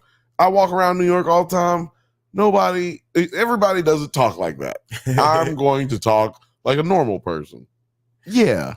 Her accent is very subtle. Like every once in a while, like you hear like her R's or A's like pronounce. You saying she hits her hard R's? Is that what you're saying? No, I'm saying that. Let me hear what you're saying. Soft R's and. But she's doing an interesting job with her dialect on this show. I like it. What happens next? What's her name? I forget the actress's name. Kirstyn Milioti. Is that it? Yeah, Kirstyn Milioti. Okay, yeah, she's killing it on here. Then later on, when Sophia and Luca find the corpse, they place the house in a lockdown and force everyone assigned to the truck, including Oz, into a room. She's from New Jersey. Jersey. Okay. Yeah, she's from Sherrill Hill, New Jersey, which probably why she doesn't have that's probably what she's just talking. You know what I'm saying? You feel like she's got she's doing it subtle. She's just talking. Yeah, probably it's just like her subtle. She's from Cherry Hill, New Jersey. Yeah, that they talk like that. Probably a lot of guys talk like the way Oz talks in this show. Unlocked KP asked, "Isn't Gotham supposed to be in New Jersey?" I think I Shout heard out that to- geographically, it's supposed to be like right there. Shout out to Unlocked KP. Look, I don't know. I mean, maybe. Who knows? All I know is that this is Gotham. And in Gotham, you got to be ruthless. Come on, kid. You got to have ambition. I think that I saw a map a long time ago where like fictionally Gotham is supposed to be. And I think it is supposed to be like geographically where New Jersey is, but I don't think New Jersey exists in the DC universe. I think all their states and cities are fake. Yeah, they're all fake. Actually, America's very tiny in in the DC in the universe. DC universe. Very, It's very like small. Star City or and Central City and Gotham are and Smallville And are like 15 miles. Bloodhaven. Oh yeah, Bloodhaven. Yeah, that's right. Also, right I think across. Bloodhaven is New Jersey, right? I would. Yeah, that'd be Gotham an interesting is comp. Yeah, Gotham is, Manhattan and yeah. shit, and fucking New Jersey is Bloodhaven. Or is always Bloodhaven assumed- Boston? Yeah, I was I gonna don't say know. I assumed Bloodhaven was a little further away. I feel like you had to take a bus like all day to get to Bloodhaven. Maybe it's like I don't know. Yeah, he's like maybe Boston. That's a good comp. Boston. Boston. Schmoston. Takes 3 hours to get to Boston. I don't know. I don't think it's that much. On a train, it takes 3 hours. Okay. Yeah, maybe somewhere. For some reason it feels further than the Jersey to me. But, and also a little racist, so maybe that's why I think Kind of it's Boston. racist. Lil Frothy said, I don't know, but I hate Harley Quinn's voice or Harley Quinn's accent. Yeah, wherever she's from. Maybe she's from Bloodhaven. Unlock KP said, probably South Jersey. Yeah, probably. Where was Sopranos at? Oh yeah, Jersey. South Jersey? Yeah, so that probably makes sense. I don't know. Excuse me. Then we get this really cool moment where Oz makes Victor dig the Oz fights with Vidi, getting the opportunity to frame Sophia's Lieutenant Castillo and the mole, prompting Luca to execute him immediately. Feeling that Sophia is clouded by her vendetta, Luca tells her to stay out of the family business. So, Penguin does this really smart move to save his own ass. And now Sophia's what a big ass it is. He has a lot of ass to say.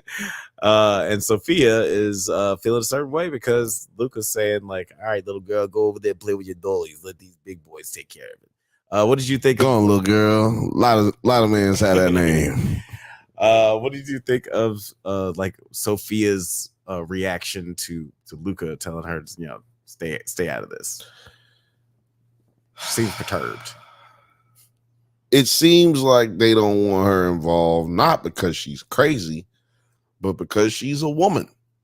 It appears to be more of the situation. If you notice, there ain't no women in charge in the Falcone family. Yeah. Is it Falcone? They keep doing it different. I gotta check and see. Falcone and Falcone. It's Vase and Voss, I guess. I should say it. I don't know. Whatever. I guess.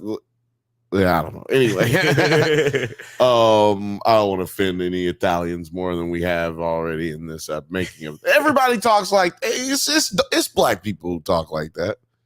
Oh yeah, for sure. Give me a cannoli. And I don't think anybody here is Italian. They're all just from Gotham. Yeah, we don't have Jeff. Jeff's They're Italian. all just from Gotham. Oh, you mean in the show? No, yeah. I thought you said anybody here. I was like, Yes. I don't think anybody in the chat is from Italia. I think Falcone is just like an ancestral name from Gotham, like 17th century Gotham. There's no Italy. Ancestral name. I like that. Ancestral name. Shout out to everybody watching on Nerds at Night. Shout out to everybody watching on Twitter. Bing bong hop. Thanks for watching. Thanks for checking us out. Yeah, I think that she's definitely really pissed off by this decision from Luca, or like his hubris. So it'll be interesting to see what she does in the next episode. Very interesting to see. That night, Oz makes Victor dig the bodies of Ervad and Castillo, warning him to stay focused or he will end up just like them.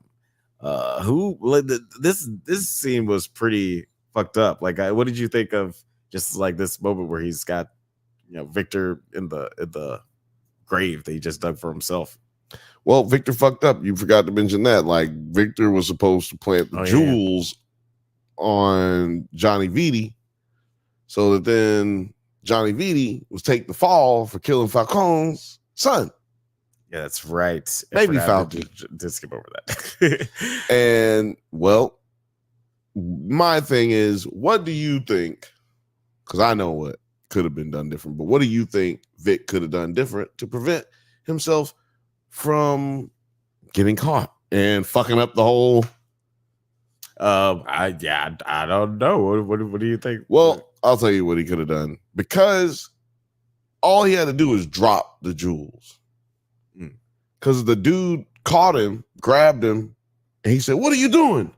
Are you fucking stealing? What the fuck did you take? What's in the?" He said, "I ain't take nothing." He said, "What's in the bag?"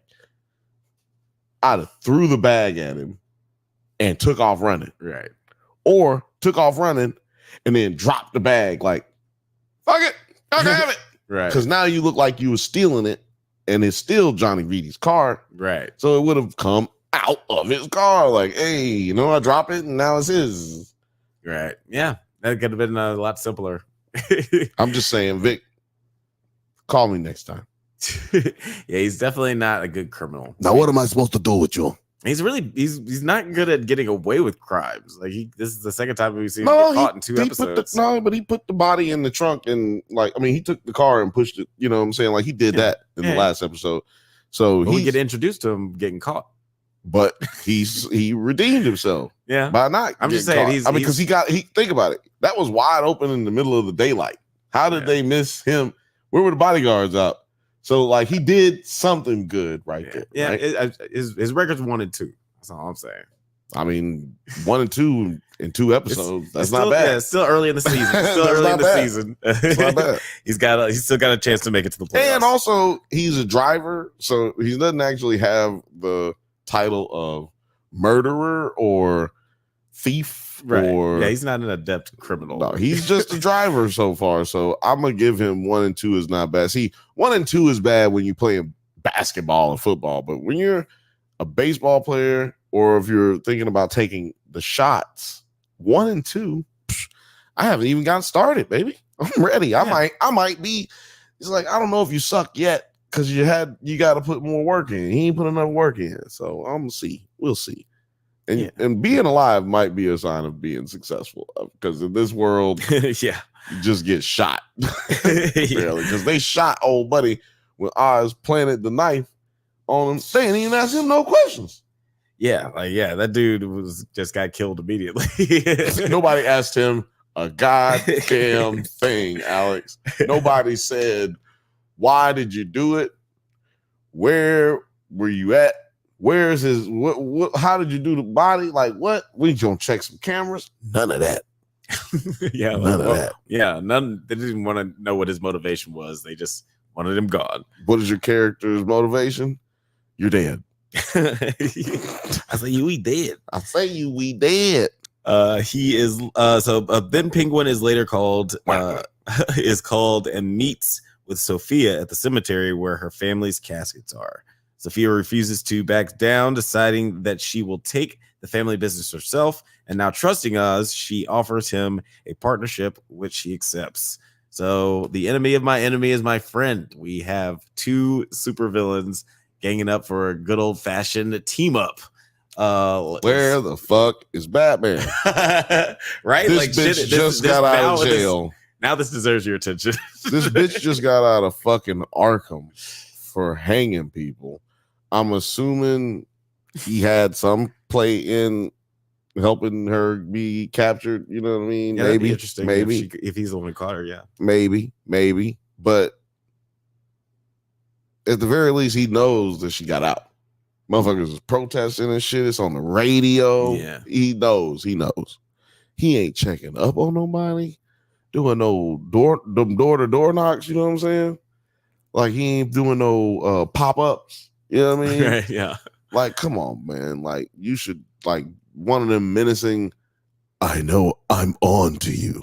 Yeah. Like, one of them moments. And now, that actually brings up a good question because maybe in the next Batman movie, that's going to be happening, like, parallel with this movie. I mean, with this show. Like, we'll see that he's got his own investigation that he's tied up in, or he's really focused on everything that's happening after the events of the first movie. So he has to like clean that shit up. So I don't know. Like it would be interesting to see like that. Oh, the reason he's not here is because he's doing something else somewhere else. Very good. I like that. Anytime I get to hit the button, yeah, I'm with it. But yeah, any predictions about what's gonna happen in the next episode? Or? Man, hell no, nigga, it's crazy. This show is crazy. I don't know what's going. I don't even know what's going on while I'm watching it. I'm like, damn, I gotta watch that again. Like, it's just so intense. It's moving so fast. I mean, I definitely think we're getting more of Vic. Look at Vic had a lot of text messages that he's not answering. He saw some missing photos posted up that he was really focused on.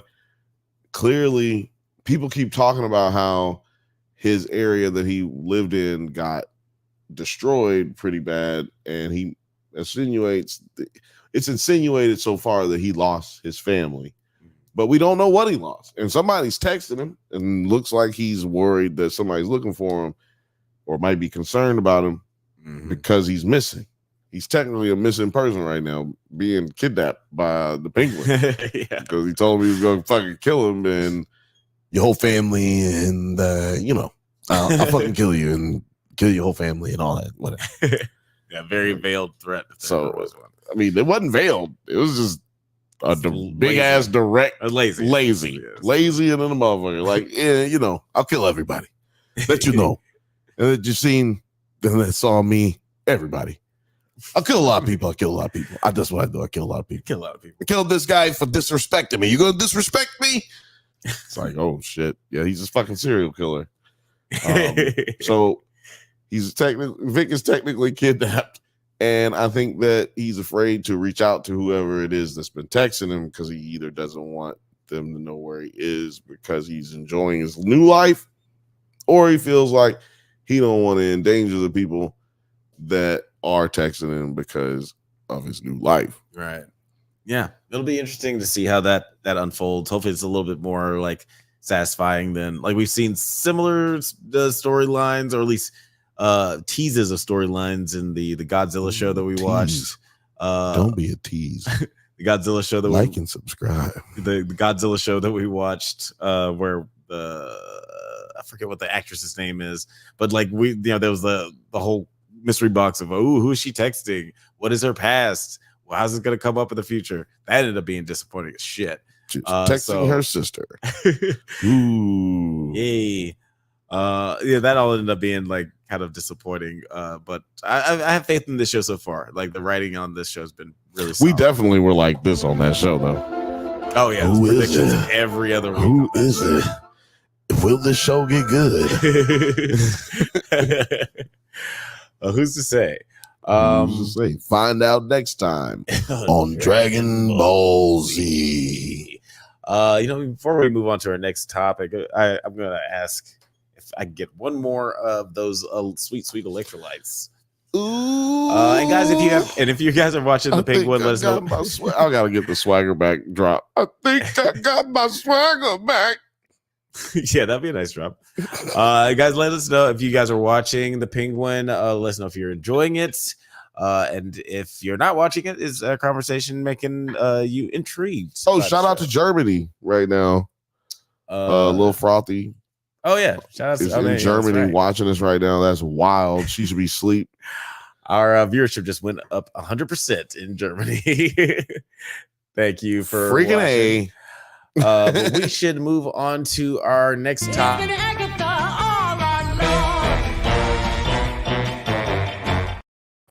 That's right. We are talking about episode 3 of Agatha All Along.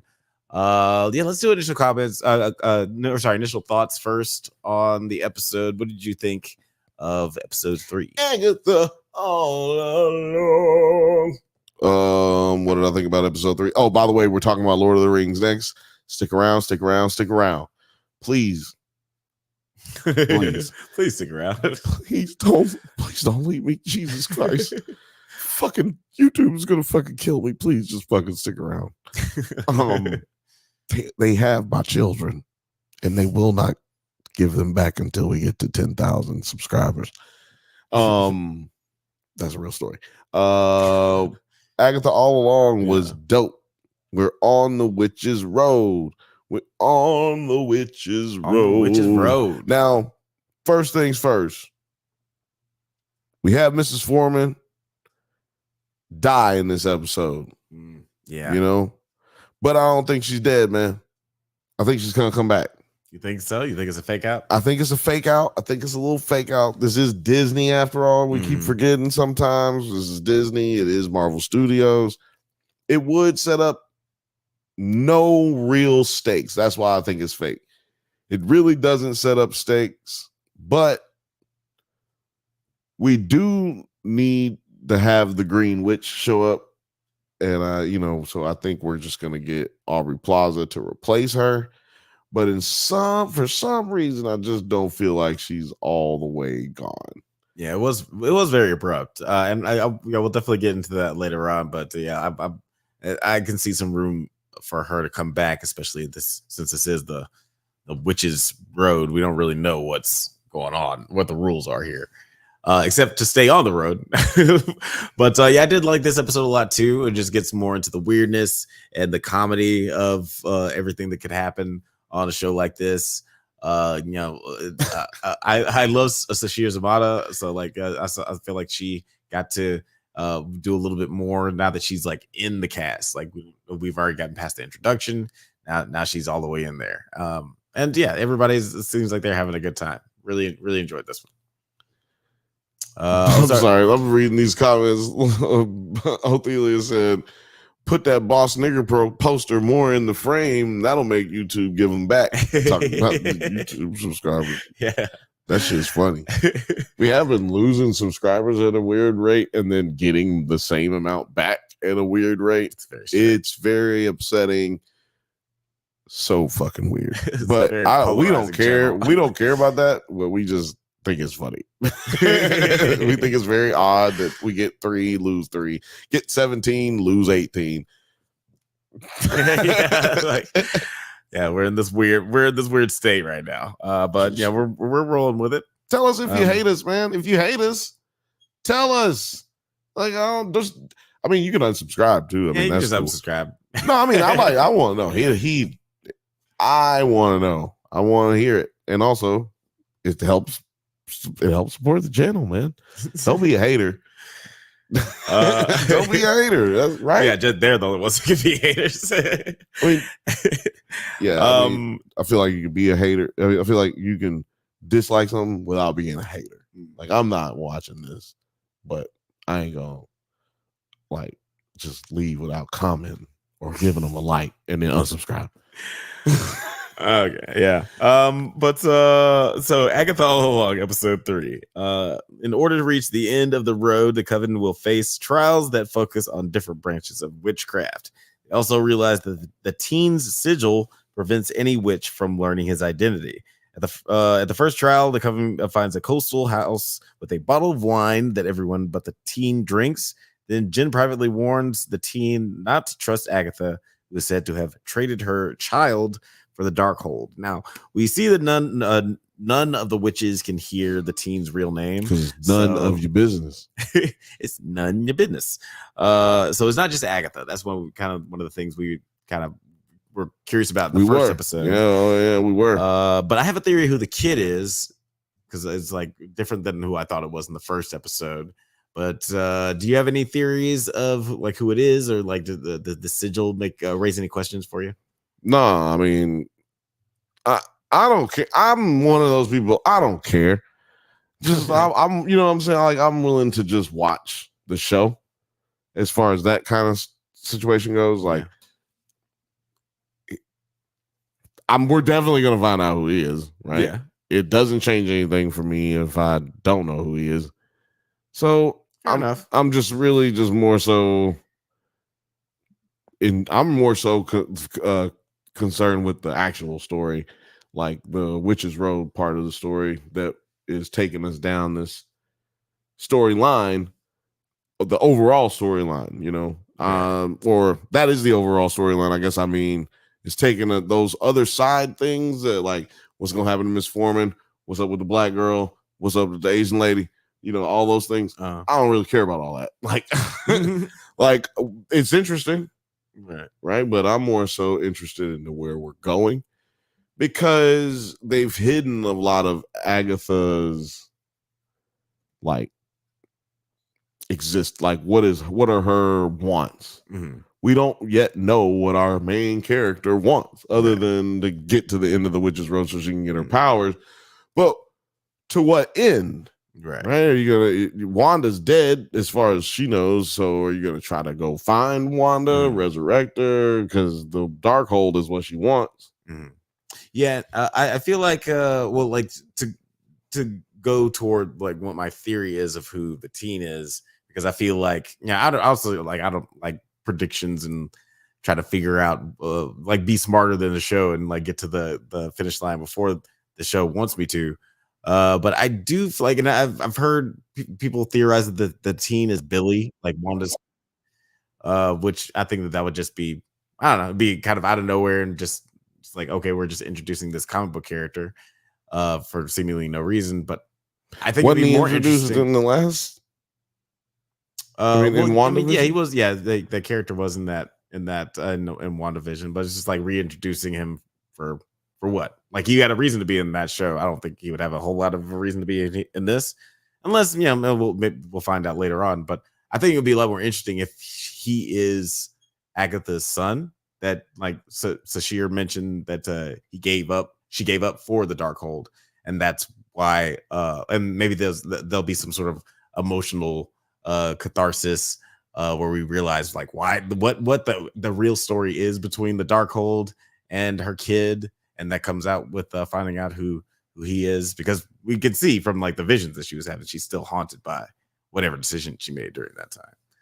But I don't know, that could be an interesting way to go, where just like it's a good emotional revelation for her and for us, just because we get to figure out what the fuck's going on with her. Exactly. Like I that's what I'm more interested in. I want to see that be told, that storyline. What did you think about this Little Frothy mentioned the costume changes? What did you think about this scene where everybody got to get drunk, basically? Yeah, everybody looks like they're on like they're guest starring on Grace and Frankie. Like, I do want to play. Changes. I think I want to play this. YouTube's not going to be too mad about this. We'll see.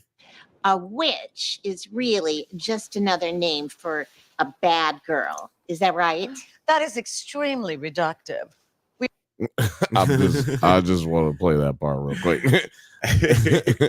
that was nice. And I love the dialogue in this scene too.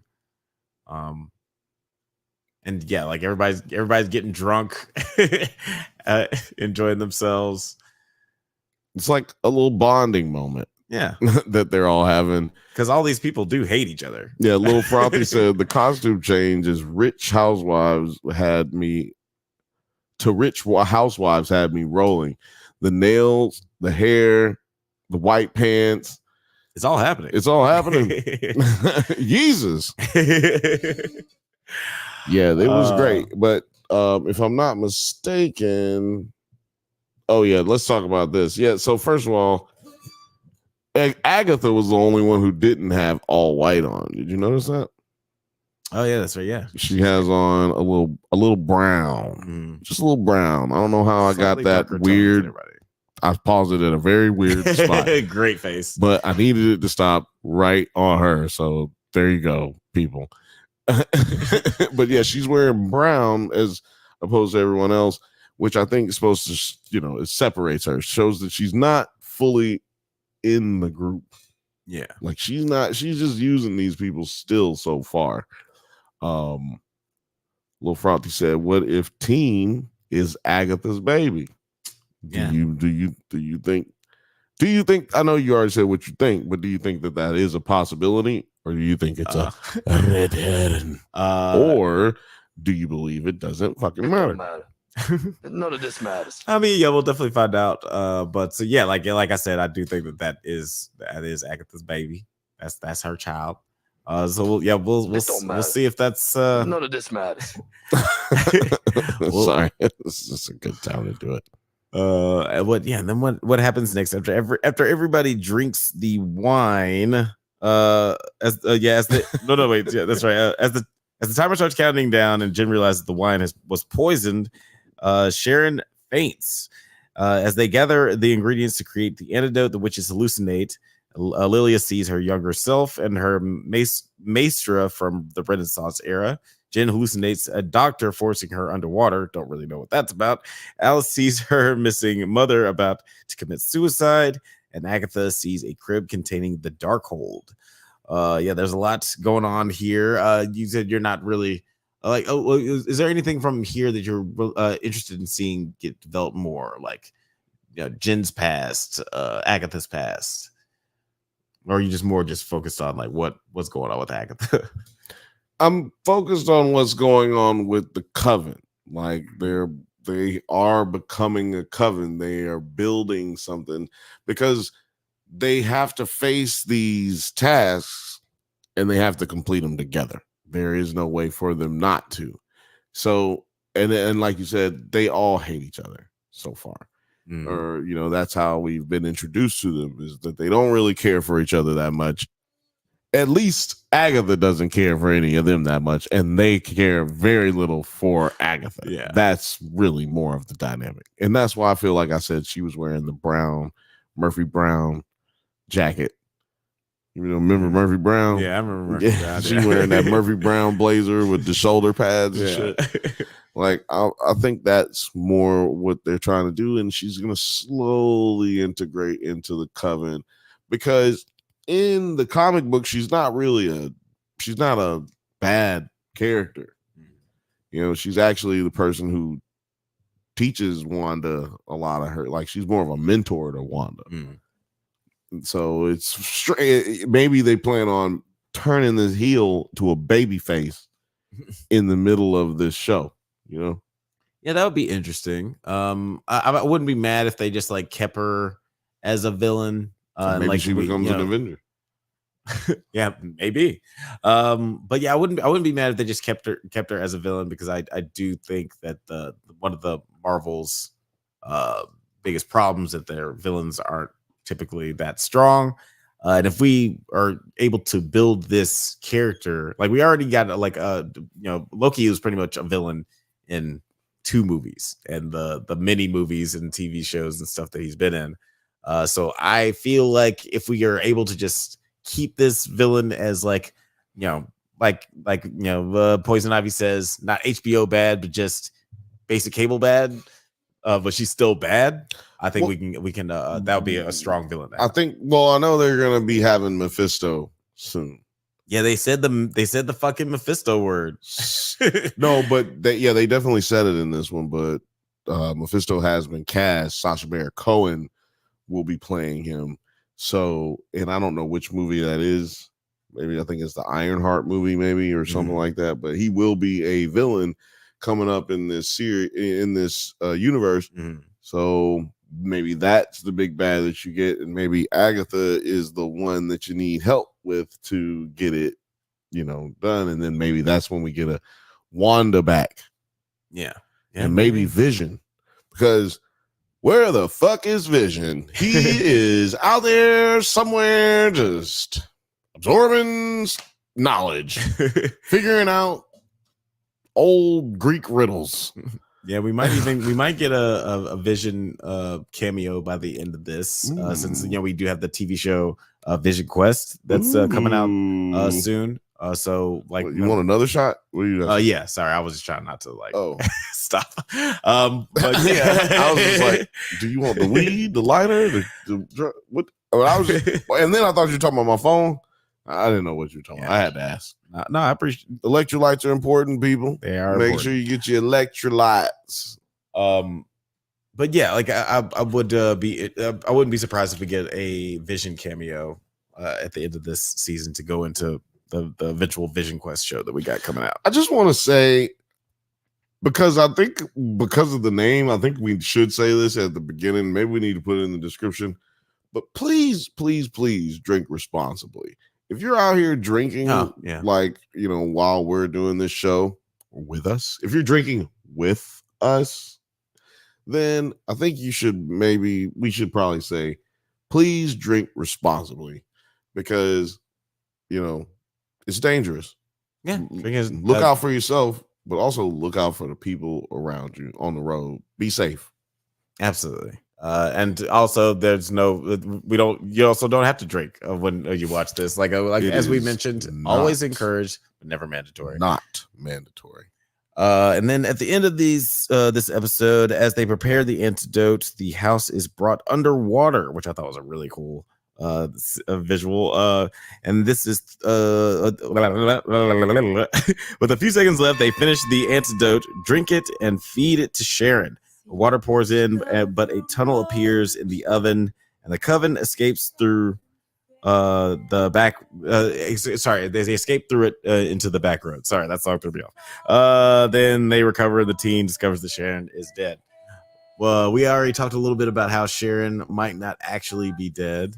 But yeah, like, what did you want to extemporize on that at all? Like, any ways you think that they could bring her back? I don't think that she's dead, because what if that's not her?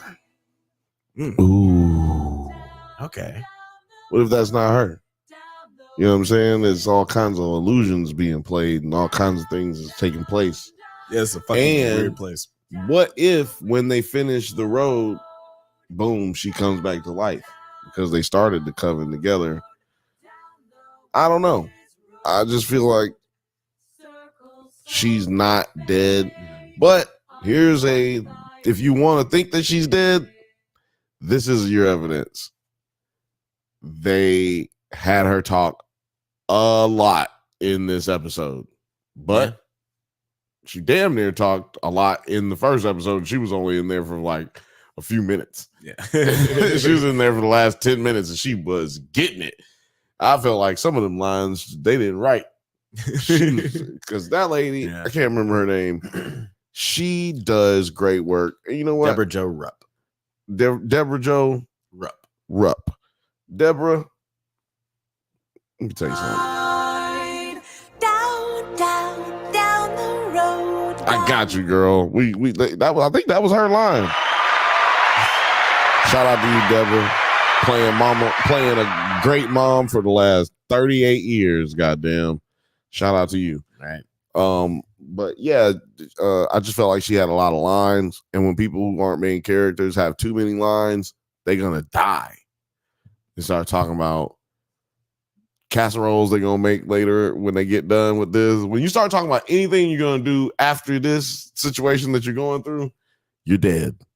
You start saying, when we get home, I'm gonna start a garden. Yeah, right. You're gonna grow fresh tomatoes. It's gonna be a beautiful thing. Cause I love bell peppers. I love bell peppers. Yeah, once people start talking like planning the future and they're not the main character, it might be over. You girls are witches, so witches are bad. Like, oh shit, this bitch is gonna die. LaFronte said, I don't think that she's dead. At least that's what I had to tell my son because he was upset. Yes. It's an upsetting time. My dude R.I.P. was upset. Oh man, I love it. I love that he was upset. I feel bad for him. But I do love that he was upset. I'm not gonna lie. He should be upset. I mean, that's a good story being told, right? Yeah. If while we were watching the WWF and saw Sting get beat down, we'd be like, what the fuck? Like, that's you leaving like that episode, like, damn, I feel bad. Like, I'm not with that, man. Why did they fuck him up? Why did they kill Sarah, Sharon, Mrs. Hart? Right. whatever her name is, shit. They say her name wrong so many times in it. I don't remember what her name is. Which was a great moment at the end when like they he's like, Sharon's dead. Agatha was like, who's Sharon? Which is like perfect. Damn, bitch, you brought this bitch here. Like, what are you talking about? It would have felt corny if they hadn't like set up the whole episode that she just like does not remember her name. Or like the last two episodes. Everybody called her Mrs. Hart. Even the other witches called her Mrs. Hart. She kept saying like, no, it's Sharon. Which is great. Which is why I think she's not dead. But another thing is to keep in mind, she's got to be expensive. Yeah. So probably she wasn't in the first. She wasn't in WandaVision that much. She wasn't in the last season that much.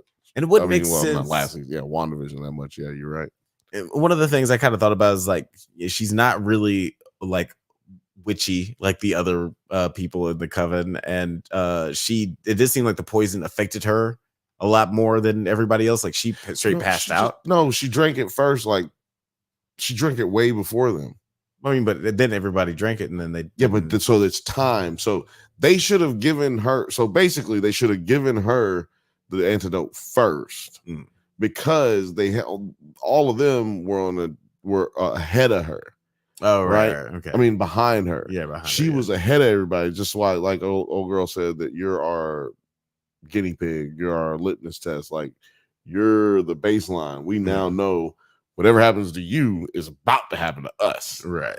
And Agatha really, you could say, killed Mrs. Wait, what's her name again? Sharon. You can say, I was about to say Mrs. Hart, and I was like, that is not right. You could argue that Agatha is the one who actually killed her because she took a long time to actually drink the wine. And the whole thing doesn't start until everybody's drinking the wine. Right. And the seconds that she took off cost, because it was by seconds that she didn't get the antidote. If she didn't get the antidote, right, it was by seconds, not by not minutes. And she took a few minutes to actually drink the damn shit. And so that would be one reason I wouldn't be mad if she is dead, because it will be like just a teachable moment for Agatha. Like her selfishness, like ended up causing this person in the coven to die. And like even though she doesn't really give a shit about her, like it is going to affect her chance. Like it's good. They have less of a chance to get into where they want to be after this. So maybe this is a learning moment for Agatha. Be a better villain. Be better out there, y'all. Be better. But guys, let us know in the chat what you guys thought of episode 3 of Agatha All Along. And if you haven't been watching the show, let us know in the comments if our conversation has made you interested at all. But we're going to move on to our last topic of the night. Yeah, that's right. We're going back to Middle Earth. We are talking about... We're talking about them. Throw my hand up and it just... When I throw my hand, I can't throw it up too hard because it'll come back on. But if I throw this hand up, God damn it, y'all better watch out. It is rings gonna come up. Goddamn. The Rings of Power, episode 7. Yeah, you threw that shit up like Celebrimbor. Throw that. We threw those rings in the fire. Hold your hand he was down, like, it might pop up again on these niggas. Gotta hold your hand down. Rings of Power, episode 7, Doomed to Die. I'm very curious of what your initial thoughts are on this, because this is one we haven't actually talked about together at all. This is the reason you're curious is because I only saw half of the last episode. Yes, and then imagine my thoughts watching it this morning, and I turn it on, and I'm watching the TV, and I hit play, and I'm like, you know what? I'm rolling this blunt. I'm gonna just let the recap hit because it's been a week. You know what I mean? Like it's been a while since I've seen the show. So let me do the recap. Yeah, boy, they got about halfway through that shit. I was like, nigga, when did that happen? And then I remembered that I passed out halfway through the last episode. Right. And then I was like, oh yeah, I said that on the TV show. I said that on the podcast. Well, I was thoroughly impressed with how the story moved along in the second half of last episode, because it set up really well for this one. Like they did good. And so what I thought about this episode, we finally got some good shit. Like, if I got to see this much stupidity, failure, like as the baby face, you're supposed to get beat up, go through it, and then overcome. Yeah. Right. There ain't no overcome moments in this show so far. Ain't no overcome moments. Not at all. This is I hate saying this kind of shit because this is what everybody says when you just get a show with some horses and fucking swords. But this is Game of Thrones-esque, where nothing good happens for good people. But I feel like in Game of Thrones, good people got wins. Right. And there's no wins being gotten in this show. Because the wins are small. The wins are very, very, very micro. They gave us some small wins in this episode. You're very much so right. There are no wins outside of that. Last season, we got a win that everybody lived in Mordor, like the Mordor area. Right. Everybody lived, but then not everybody died. No, right. I'm saying at a certain episode, they had the battle. They won that battle. Oh yeah. Everybody lived, but then it exploded. So it's like, goddamn, man, we can't get no motherfucking love. We can't have done something good. Yeah. No, you can't sit your ass down. Like it's crazy. It kind of feels a little bit more like Invincible in that sense to me, or at least it's nothing like Invincible, but like at least that narratively how they like to make the character just like fight through so much shit just to get like a win, and it's like, oh man, yes, okay, finally I got living that for the one city, man. Small thing right, and then everything turns to shit immediately after that. Living for the city, remember? Stevie Wonder. Yeah. Oh yeah. That's doing just enough. Doing just enough for the city. Athelia said in the chat, hardest episode so far. And I'm gonna have to agree. Like, if I have the initial thoughts on this episode, it was spectacular. Like, I thought that this was one of the better episodes. I mean, it's definitely the best episode of the seasons so far and of the show so far. And I think it's because, like you said, like a lot of the things that we have problems with the show are kind of not present with this episode. Like, and sometimes I feel like the show just needs to do that. Not necessarily that's those elements like the stranger and the Harfoots and the humans are just bad storytelling, but when they try to add too much, it feels really rushed and like messy. Yeah, so I like that we only that. focus. Yeah, we talked about that last week. Yeah, and like I feel like now that they just got to focus on this one conflict that just happens to involve a lot of our characters, it's just, it comes together so fucking perfectly. Like, it really comes together like butt cheeks. Now, that is kind of gross. I just thought about it. But anyway, yeah, you're absolutely right. I mean, I honestly feel like they should just have us in writing rooms, man. Like, if not us, someone who has these type of perspectives, because this show would be an amazing show if they didn't try to stick to so many stories per episode. Like, Numenor needs its own episodes. Yeah, like, because they got a lot of politics going on. Yeah, and Numenor's not even like my favorite stuff. But at the same time, like, I think, like, especially with this episode, I was like, maybe I don't like that stuff as much because it's not paced well enough. Like, it's because of what we're talking about. Yeah. They try to do all the political stuff. They have all political episodes and they cover everybody's politics. The fighting episodes, they don't really cover no politics. It's about battles. Yeah. And I think that they don't have a great balance of that yet. But does that make it a bad show? No, I just need to see things go a little bit better, smoother. Because unlike you, I am interested in Numenor.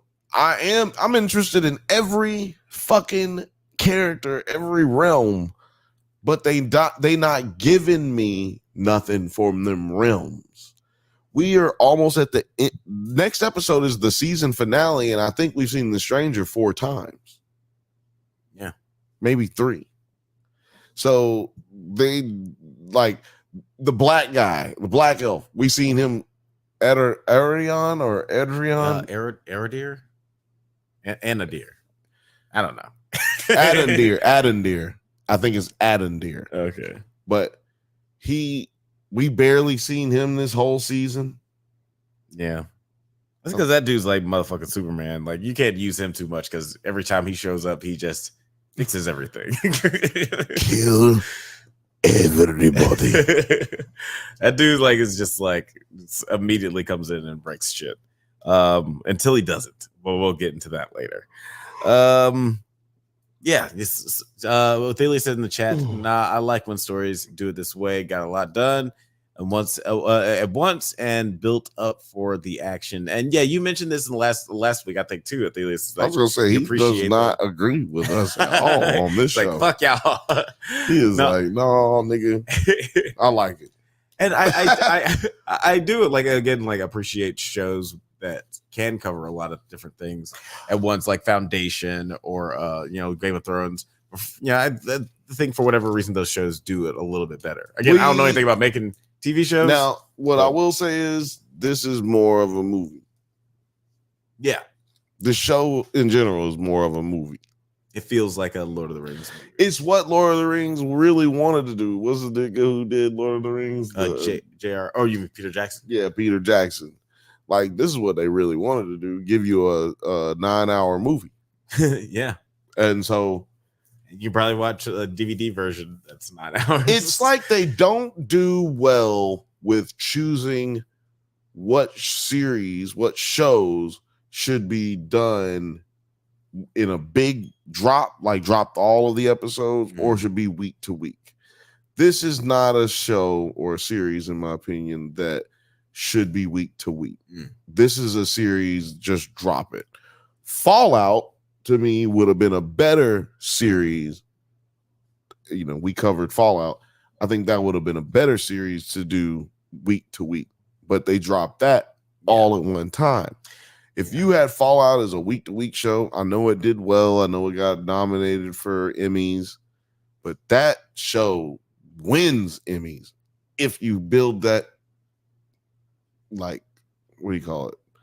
That tension, not building up anticipation, build up build the hype, the fanfare for the show every week. But this show was Lord of the Rings, Rings of Power should have been a whole dump. So I can binge watch every episode, right? Yeah. This is a binge watch show. Yeah, I can see that. This is a binge watch show, and I feel like it may all of our problems about pacing probably go away when you watch it all the way through at one time.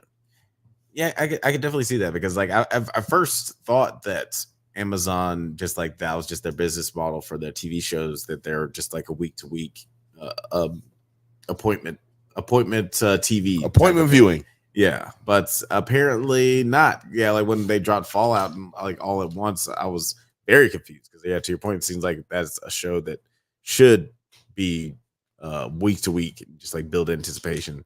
And maybe this show would have been a little bit better if or a little bit easier to digest if you could just binge watch it all at once. But to Thelia's point, like some people don't have that problem. Like, they are digging every little bit of it.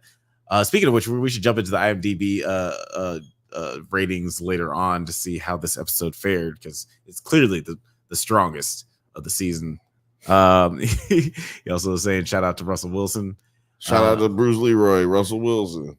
When he's doing well, he Bruce Leroy. Yeah, right now he's just Russell. The Wire has the same writing style. All I'm saying.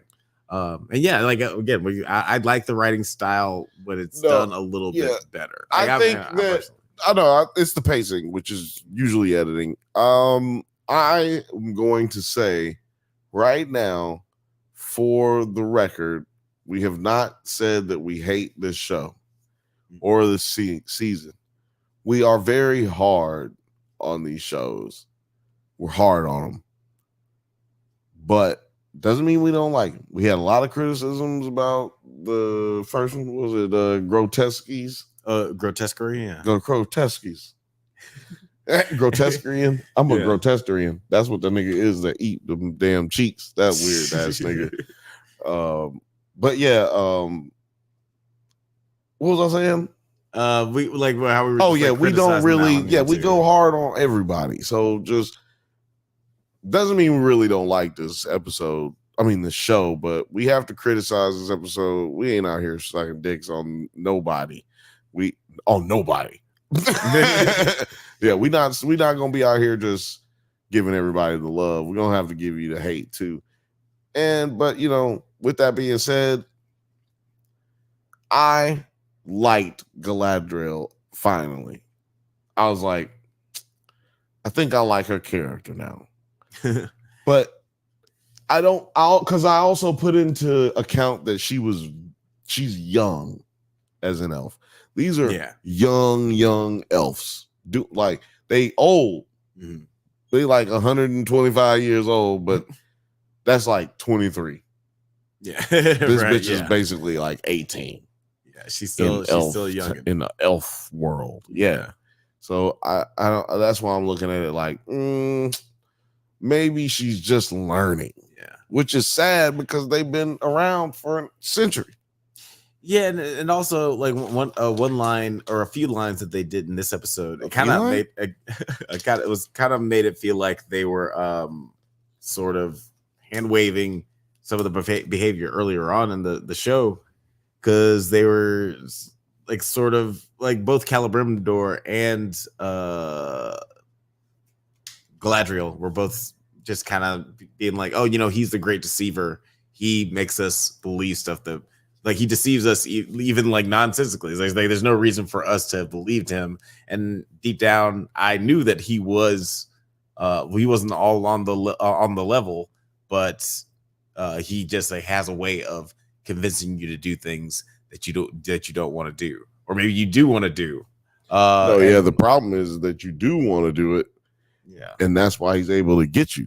Yeah, and I don't know, maybe that wasn't shown well in the first season, like his manipulative nature, or even in this season, like there are some times where it just makes it feel like Celebrimbor is a dum-dum rather than him being manipulated. I think that this has shown us that Sauron to me is being played in a religious role. Let me just explain how I think this has to do with religion. Sauron talks about how he wants to bring peace to the world, right? Because Mordor, that's his name, tortured him and made him do. Oh, Morgoth, yeah, fucking got him to do some weird shit and fucked around with his head. So he's like, I'm doing that to you because I can. Like, why not? That's basically what he said, and I'm like, yo. That's kind of crazy because he's saying he wants peace on earth. He's saying he cares so much about the people, but yet he's doing bad things to them. Mm-hmm. And I feel like that's like some God versus the devil type thing, like fall from grace type thing. And Sauron did die. Right. Yeah. Right. After they killed what I guess will be God. Yeah. Right. They kill him. Morgoth or whatever. Morgoth is being tortured by one of these God beings that has been sent down, which seems like either, I guess maybe DC might have took this from Lord of the Rings, from Tolkien, but they have that thing about evil, good and evil, and they have the spirits that live in the stars, and they'll come down when things are out of balance. So chaos will come down when there's too much good in the world. And good. I can't remember the names of the deities that they basically set up. It has to do with Dr. Fate and the dude with the cat, the little kid with the cat, the little DC Batman character. Oh yeah, Clarion the Witch Boy. Yeah, Clarion. Yeah.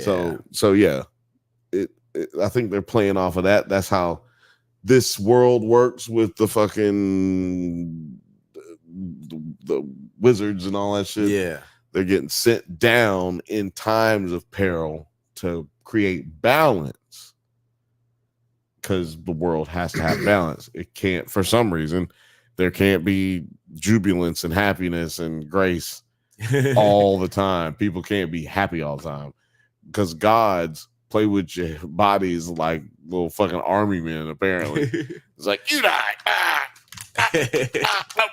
I love you. Like, that's how they make God seem. Yeah. Like, I want everybody to fight. There was that I line. want everybody to love. That line in Age of Ultron where he says, I think something along the lines of like, once the Earth starts to get comfortable, God throws a rock at it or something like that. Yeah, it's like this kind of funny. feels like that same. Yeah, once you get your sand castle built, God comes over and kicks it in the fucking right in your eye. Like, damn. But let's get into this craziness of this episode. Because up top, Celebrimbor. I need to just hire Galadriel, or the actress who plays Galadriel, just come in and just Celebrimbor. I say it all the time. Celebrimbor. I mean, you don't have to hire. I'll say it. But she sounds so much better when she says. I mean, she's just got the white lady powers. She came up on Celebrimbor. This nigga's just like, oh. She touched Adri. Well, damn, I just remembered his name. The black elf. She touched his face. Erondir.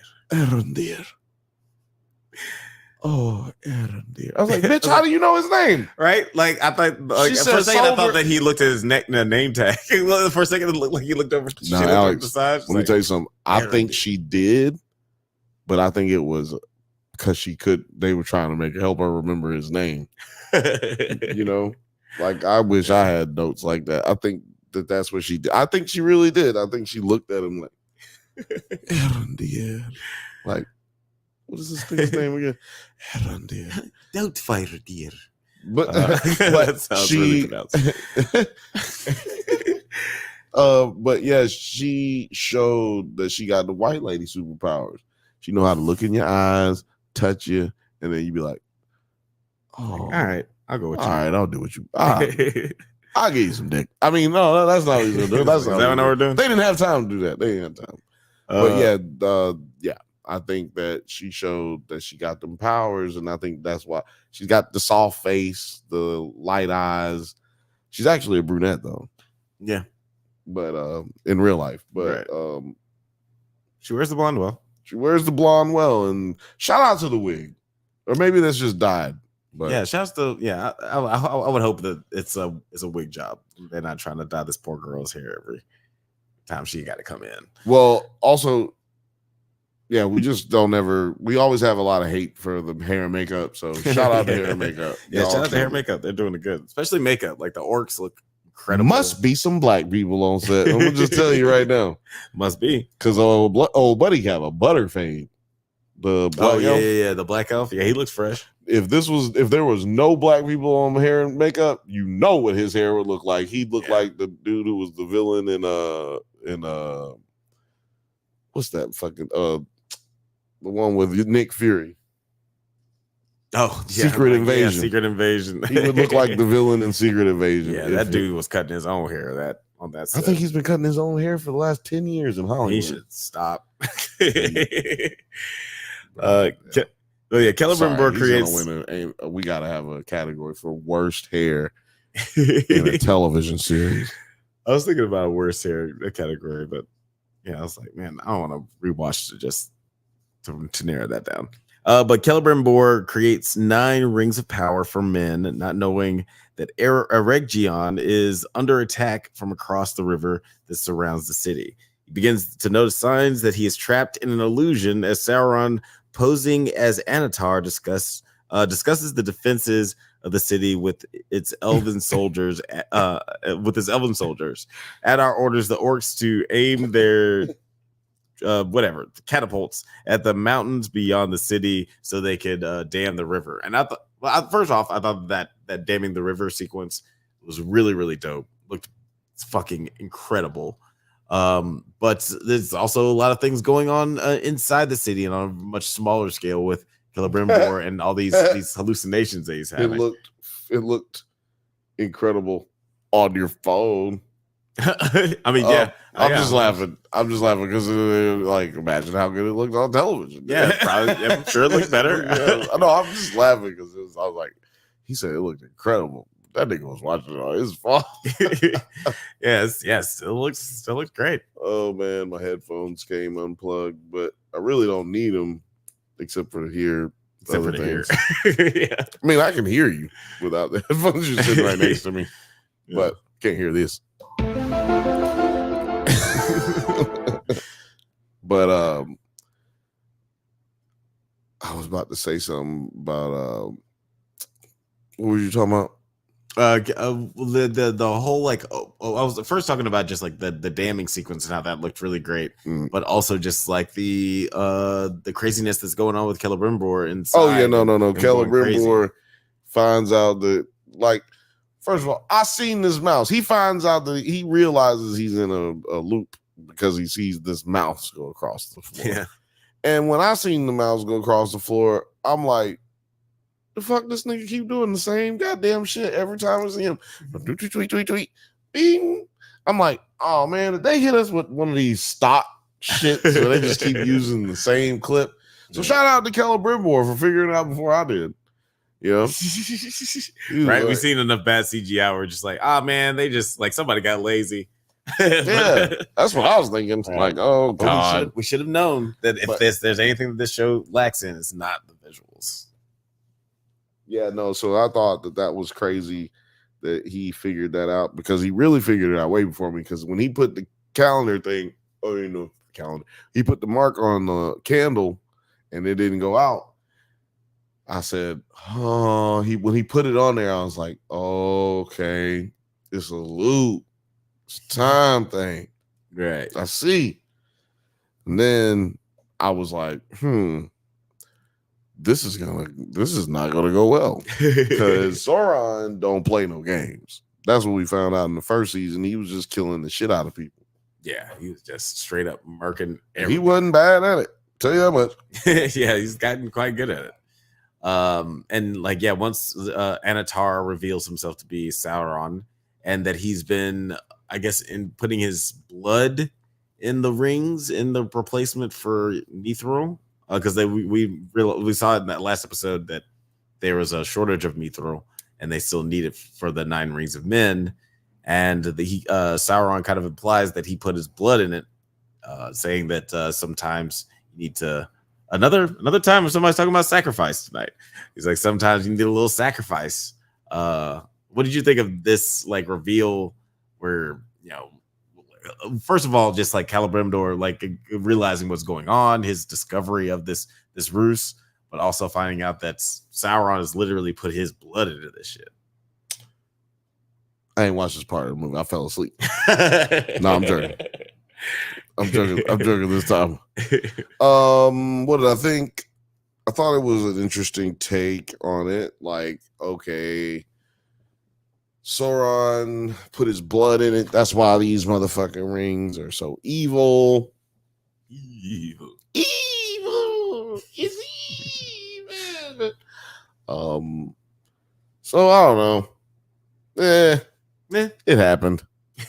I'm not gonna hit the it don't matter button, because it kind of did.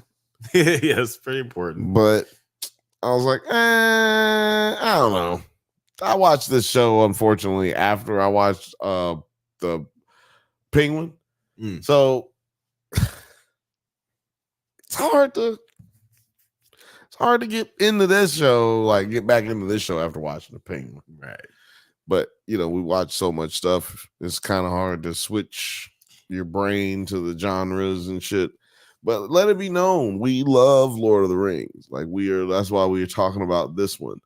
We love the actual Lord of the Rings. I love the Hobbit movies. Yeah. Like we have to cover this show because we love the show. I mean, we love the story so much. We're very interested on how they plan on ending this season, because I know they're going like 4 seasons, if I'm not mistaken. Okay, that would be interesting. Because I'm liking the way that this season is starting to wrap up, and I'm hoping that the tone will be more focused as the stakes have gotten way higher. Like, we need a hero. What did you think about the battle at the end? The battle of the what are they not? They're not orcs. They're the Uruk. Uruk. Uruk. What did you think about the battle between the elves, the Uruk? Yeah, that and was Sauron? yeah, that was a cool moment having Elrond show up later on and to fight the Uruk. Like before that, we had him go to Durin and ask him for his assistance. He's like, "I need your hammer," which is one of the cutest moments we talked about before. That's one of the strongest parts of the show, Elrond and Durin's friendship. Like we wanted to see more of those Not guys. seen at all. I was just like, we get one little scene. We get a little taste of that thing that we love about this show. But then later on, like Duran pledges his hammer to him, and we see Elrond go with his elven troops to fight the Uruk, but then they have Galadriel, so they have to stop. What did you think of like this sort of stalemate before the big battle kicks off? Predictable. Yeah, I mean it's a little predictable. I mean, we knew that they had Galadriel. Yeah, So, I mean, I honestly forgot because there's just like so much shit going on. At least I wasn't thinking about the fact that they would use her as like a bait, like shield, a human shield. Yeah. I was like, oh shit, that's right, they have her. Like I wouldn't think that would just stop the whole fight. They stopped the battle like within meters of Their each other. elves, that was crazy. They made it. They made a point to make it to where you could see that like he could see what was going on. Mm-hmm. They have better vision than us. Yeah. So they do. And then so if he saw it, then everybody probably saw it. Yeah, that's true. And just something because I thought about the same thing, and they made a very point. They made it very clear to show you, like it was very intentional to show you the blood coming out of her neck when they had the object to her neck so tight. It's like, well, we can't. It was like a crystal. It was like a Night King spear, wasn't it? What he had to her neck? Yeah, it's like one of the Night King. Yeah, their weapons are fucking raw. Like they're like all where'd their you get weapons a are frost spear, frost tipped spear shipped overnight from Westeros. Yeah. What if Westeros is in the same universe as what you call right? It's just west of Middle Earth. Like Middle Earth is like don't know what's west. Is Middle America, and Westeros is like the West Coast. We're getting there's some west. There. There's some there. It's west. But yeah, to answer your question, like I thought that like that the battles were just fucking incredible. Like the fight scenes are amazing. Oh, well, it was even like when Game of Thrones has their big battle scenes, it's never as impressive as this. Like I thought it was really, really cool. I don't know about that one. It's probably dead even. I think I'll give it a dead even. What I will give it is there's never been a show with this many prosthetics, individual prosthetics at that point. Look, to make that point further, they also had like very intense sessions in the makeup chair getting prosthetic makeup to where they made it. Everybody was different. Yeah. Every orc is different, or Ulrich, whatever. They are different, and I was like very surprised by it. Yeah, like I really appreciate the makeup for the Uruk specifically. Like, funny enough, Adar has. Sorry, what you said? Funny enough. Oh yeah, funny enough, Adar is not doesn't have like has the least impressive makeup. All of his children are the ones with like the really distinct. Yeah, but then he was an elf. Craziness. That's what he was an elf. Right. Yeah, it's like he's just like doesn't have like the most like there's not to say that it's not. He was cool. too pretty before is all I'm saying. All of the elves is pretty. He was too pretty, and he just turned a little bad. Look, just like him in real life. He's only a little bad. Yeah, it's only a little bit. Yeah, and speaking of Adar, like he's actually not just a little bad. Like we get to see his ruthlessness in this episode where he have his right hand man who's so ugly, but he's so cute because he's always just like, "Hey, I thought you loved me, Daddy. You gonna just keep sending my brothers and sisters to die?" I don't know if they have sisters, but anyway, I thought about that a great deal when I was watching this show. I was like, I think y'all ain't got no bitches because they ain't got no money. Yeah, you ain't never gonna get no money. If you ain't got no money, you ain't never gonna get no bitches. But maybe that's just why they're so angry. But yeah, like it's like this character like seems so cute where he's just like, I please, Daddy, don't make us go to war. And it's the first time like you see orcs really humanized because they're always so gross and grotesque. And his point evil. was more like, didn't you say you love us? Right. That's one of the sweetest things I've ever heard an orc say. I'd have just killed that nigga right now. Yeah, what if you just stabbed him in the throat as soon as he said you are causing mad mutinous type of behavior, sir. And I'm just gonna have to give you a shot in the kneecap. We can work it all out later. Let God sort them out. Thea said in the chat that's become Adar. That's because Adar was purified in the waters of Lake Minnetonka. He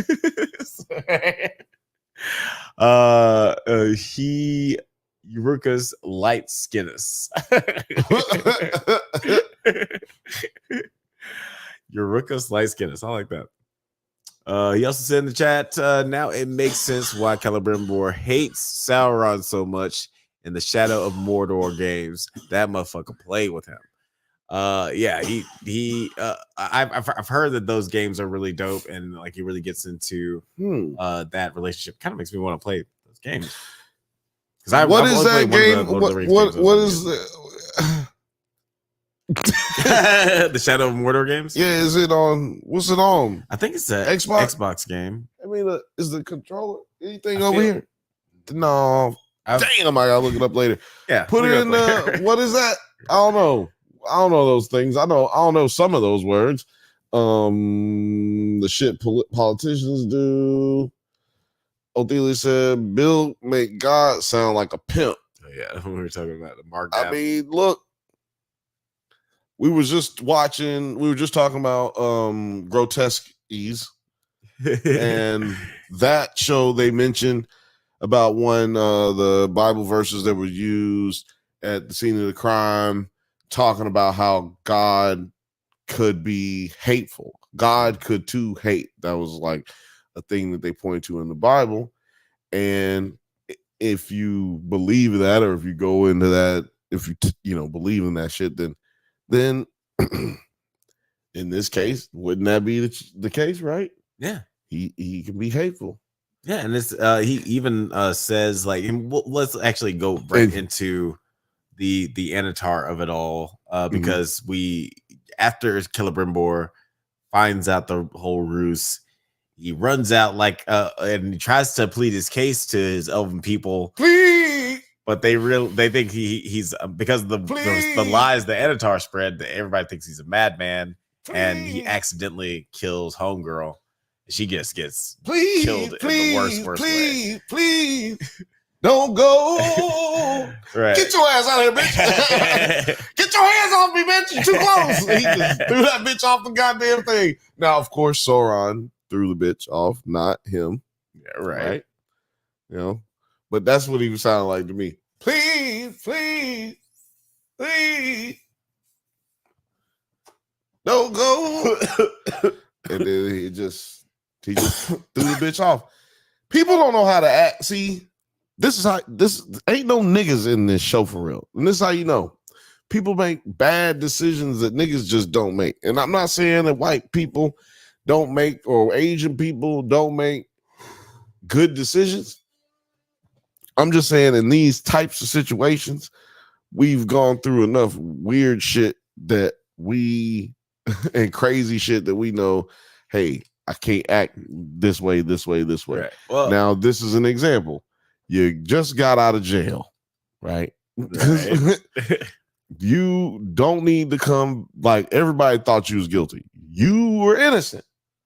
You don't need to go out in public and just start acting crazy. You don't need to go back out in public and be like, hey, nigga, they let me out.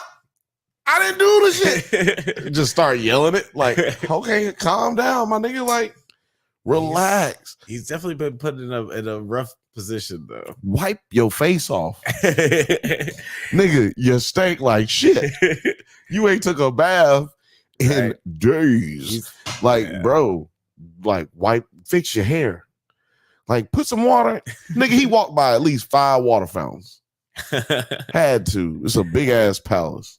I mean, I get the haste though. I understand that. Really I'm well saying, done. but so do you understand what I'm saying about black people? Like, we know that we can't act out in the grocery store just because they done fucked up shit. Like, no, this nigga stole the turkey. I ain't even with him. Then you can't get louder. You got to be like, look, ma'am, ma'am, I understand that this is a confusion, but I did not steal the turkey. You can't just be like, bitch, I told you I ain't got that. You know, like, and that's kind of how he was acting. You know what I'm saying? Like, especially once you realize that everybody's looking at you crazy, you should be like, all right, my bad, guys. I just want to explain to you what happened. And he didn't do that. He just kept with the. Well, that's because he comes from his this isn't America. Like, they have this. The elves aren't historically oppressed. Maybe if it was a dwarf, he wouldn't have acted like that. Oh, exactly. Yeah, that's what these elves. They're too privileged. Got to come from the mud. That's what I'm saying. You don't know no better. He built a city. He should know better. Rock and roll. No, sorry. He should have. Yeah, you know what, Alex? That was bad. I'm gonna give you that was bad. I don't know what that was. I'm giving it to you again. First Athena said Shadow of Mordor was the shit. It's PS4 and Xbox One. It might be on PS5. Ooh, I'm gonna go see if it's on my Game Pass. Athelius also said, after this, if Celebrimbor, I'm definitely hating Sauron from the grave. I understand him now. Oh yeah, but hey, look, if you're saying it like he's saying it, let me tell you something. Yeah, fuck that nigga. Let me tell you something. If he lived through this, which clearly he does, oh yeah, no, fuck you, nigga. I really want to see this game, like play this game now, just to see how angry Celebrimbor is, because it seems epic. And I can't wait to get through the next episode. Like, how does Celebrimbor survive what just took place? Like, damn, Sauron just left you to die. I mean, left you alone to just keep living your life. That's worse. He just killed all these other niggas around you. Now he's just gonna leave you like, bitch, I done used you up, nigga. I'm good. You like walk away. You're like, oh, how could you do me like this? Like, you left naked. He just blasted your back out, and he's just like poured some ranch dressing on you and wiped it up with a wing and ate it. And he was like, I'm done with you, bitch, and threw the bones in your face and then walked out. I read the Vince McMahon stories. Hey, you watched the documentary? You know what I'm talking about? Yeah, man, that was a crazy documentary. I'm telling you. Y'all ain't never did that? No, I'm joking. Never pour ranch on a butt naked bitch and then eat the chicken wing off of them. But I do want to talk about some cool parts in the battle in a little bit. But since we're here talking about this scene with Sauron, Celebrimbor, I did like all of this where you see the full power of the rings. Like you see that how Sauron's able to, I guess, control all elves. Like with the power of the rings. Like, I don't know. He didn't. No. Okay, so it's because he said, like, I guess you didn't think that I put the power in just your ring. Well, or something. I think it wasn't in the elves' rings, and it was in the other ones. Like, when he needed to make more rings, that's when Sauron started dropping his blood in there. because he dropped something in there. It seemed like when we actually seen the forging of the rings, which were the ones that he was going to give to the dwarves. That's when I was like, what did he just do? It's like a slip of the hand type situation. Like, I'm just, yeah. Ain't no attention to that. Meow, meow, meow, meow, meow, meow. Like, that's what he did. Yeah. And I'm glad it paid off on this episode, because the last episode, they got so. If they'd have tried to explain all the ring stuff in the next episode, then, man, it would have been either very long or very short and unpleasant or a not satisfying ending. So I'm glad that they included that this episode for sure. But where do you think the rings are gonna go? I mean, we know for a fact that the dwarves get rings. Right. So where do those rings come from? I have the theory that, well, actually, I want to hear what you think. Where do you think those rings are going to go so that they can then once get into the hands I think of dwarves and men? Well, the dwarves already got theirs, but the men don't got none. Yeah, I think they're on their way to Numenor. Like, that's why we've been seeing so much of what's going on there, like politically. And I feel like it's gonna end up in the hands of somebody there, because they've already gotten a taste of like magical corruption. So I think they're love it. We love it. I think they're ripe and ready for some more bullshit to start happening over there. And Galadriel knows that area, so like I could see her thinking that, like, with her respecting the queen, respecting, like I can see her seeing that as a good place to go to, and because I think it's pretty close proximity to Eregion. So I think that's probably where she'd go. That's where I go if I wanted to fuck up the whole world. Okay. Now, if I'm not mistaken, Galadriel and Elrond, they are in the movies. Right? Yeah, Kate Blanchett plays Galadriel in the right, and then you said who's Smith, Elrond, I think. Oh, is he? Oh, for some reason, I thought he was the king, elf guy. Is who? No, I'm talking about the dude who lived. No, I mean they both lived. The king elf didn't die, but I'm not sure. Man, they sure looked like they were stabbing the hell out of him at the end. Though. That was one guy, and then they had him in the background, just like swinging his staff. Yeah, who knows what happened to him? I'd have to rewatch it. I was paying. It looked like they had the same armor on, and I was like, no, he had different. I don't know. That was weird.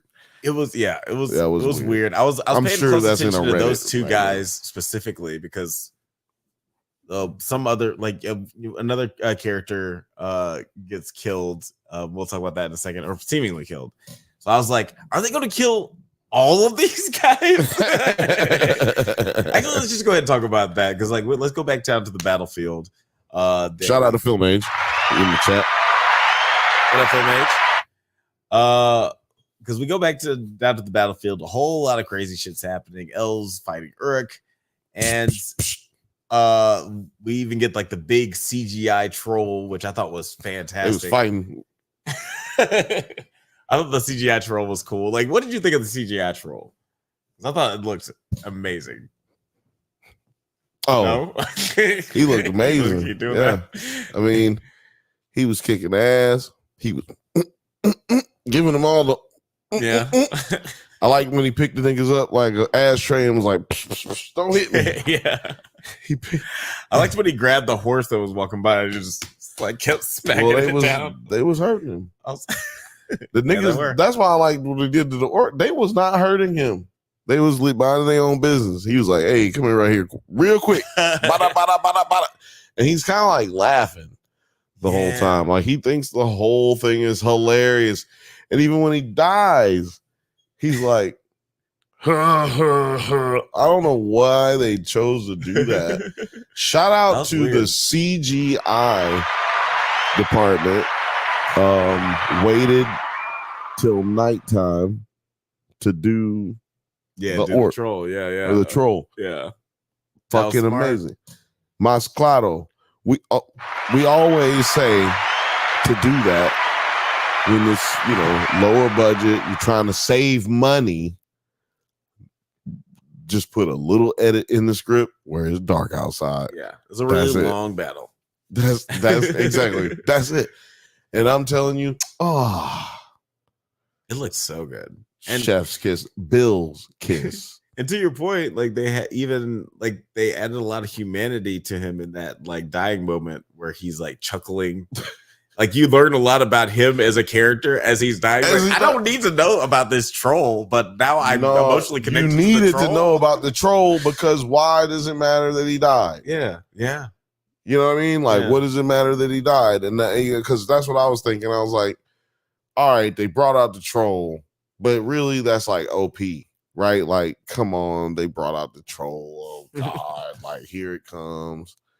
And then because this is what I was thinking, they killed the trolls pretty easy in the goddamn movie. Yeah, actually, Aragon never had a problem with trolls. They was we don't got no problems for no trolls. We don't give up no rolls to no trolls. Yeah, if a motherfucker run up on me as Billy Goat Gruffs in this motherfucker, nigga, run up on a troll. The black elf was like this, beep, beep, beep, bow on top of his head. He was like, come on now. Like, nigga, come over here and stab this nigga in the throat. Shit, I done did all the work. Got this nigga on the ground and shit.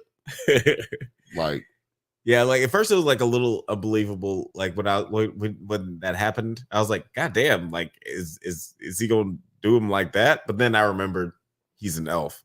He's not just like a dude. Hello, and he's like the elfest elf. Do you like this? Do you like the jumping on the microphone? Oh yeah, like that? Yeah, that was the first. It was a first, but I was like, this is risky. It's good finger choreography. I was like, this is risky. This is risky. But fuck it. I'm going for it. You're practically a flying Grayson. As a fellow Grayson, I will dub a flying Grayson with the microphone stance. See, you gonna get yourself in trouble. You don't even have the authority to do nothing like that. I'm the last living Grayson. I can say that. I'm the last. That needs to be a t-shirt. That needs to be a t-shirt. Noah, we need me and a Batman, him and a Nightwing, and then say, I'm the last living Grayson, and I'll just be like this. Sad. What happens next? Then we get the tragic moments where our black elf moment. Well, basically it seems like all is lost. It is. And it seems like we're gonna get a moment reminiscent to the Twin Towers, the Two Towers, not the Twin Towers. Jesus, never forget. But it's a scene reminiscent of the Two Towers where the sunrise comes up over the hilltop, and then the cavalry arrives. But unfortunately, it's just one almost dead guy coming over the hill. Just sad looking. Yeah, this nigga looking all sad. He's got like 6 arrows in his butt. The saddest trot. And he tells Elrond that during he had to recall his forces because they've closed the gates. Durin's dad has gone absolutely apeshit and has killed so many people. Yeah, he talk about saving money, man. They talk about saving money. They show him picking up his axe and going outside the doors. Like, all right, guess I'm gonna have to go fuck these motherfuckers up. They don't know what time it is. I got this ring. They just don't know what time it is. I feel young as hell. Right? He's got like the fucking star from Super Mario Bros. He's like, This nigga said he took out his men. Did he say 20? Or did he just say that he took out a lot? He said a bunch. He said like some fucking old-timey English word. Yeah. He took out a scavel of my men. Yeah, he used some old-ass word for just if he took out some of my dudes. My homies is dead. Like, bro, come on. What are you talking about, man? Speak English. He killed a whole battle of my men. Ophelia said Bill fighting like Dragonfly Jones. This is my Fred Sanford. Yeah, I was thinking. Yeah. Sin Debo, he got the ring back quick. Actually, yeah. What you got on my chain, fool? That's my ring, punk. That's my ring, punk. That shit would be amazing. Oh man, what is it? Man? I mean, Rest in R.I.P. peace. Toddy Man. Lister, Rest yeah. in peace. Dude, but we get. God damn it! I want to play that Benny. What's that damn preacher's name? There's a video of Debo doing that. Oh yes, doing the yeah, I think it was like the 2700 clip or whatever. Yeah, dude was. Is that what's called? I think Benny Hill. I don't want to call it Benny Hill. I can't remember his name, but anyway, he's like, I'm gonna Satan, I'm gonna twist your neck, Satan. Like, oh shit, Satan, don't kill Satan. He's so violent about like his prayer. It make you want to say, please don't kill Satan. Let like, him go. Let him go. This is so scary. I'm scared. I'm scared. But yeah, like so we had like this horrible battle. Yeah, like we got the sun coming over the horizon.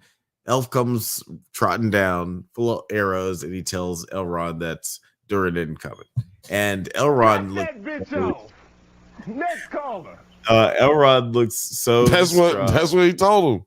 Oh yeah. Yes. He's like, look, I ain't coming up there. Cut that bitch off. Cut that bitch off.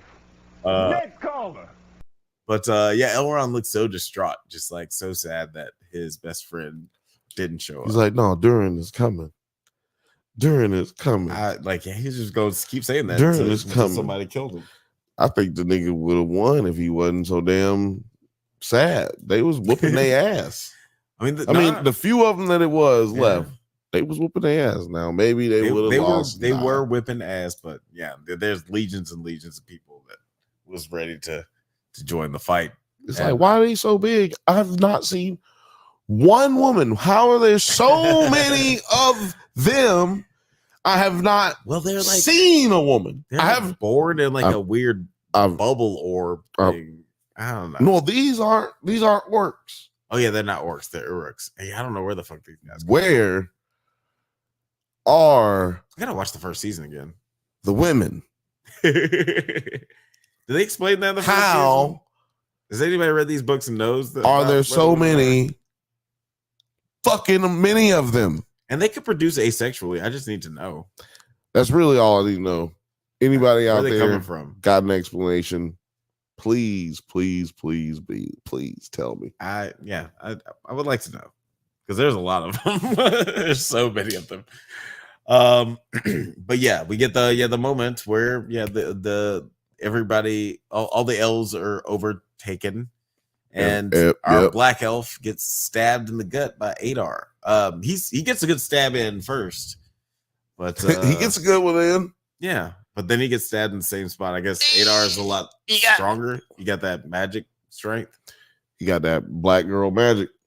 Because like in that one episode where him and Sauron are fighting, like they both seem way beyond superhuman. So it probably takes a lot to kill Adar, but not so much to kill our black elf, it turns out. Yeah, no, let me tell you something. I don't think he's dead.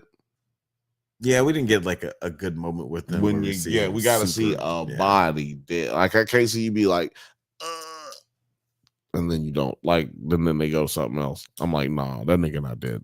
Yeah, that's how I can tell you're not dead. You said you. And let me tell you something. He better not be dead. And let me tell you why. This nigga is the show for real to me.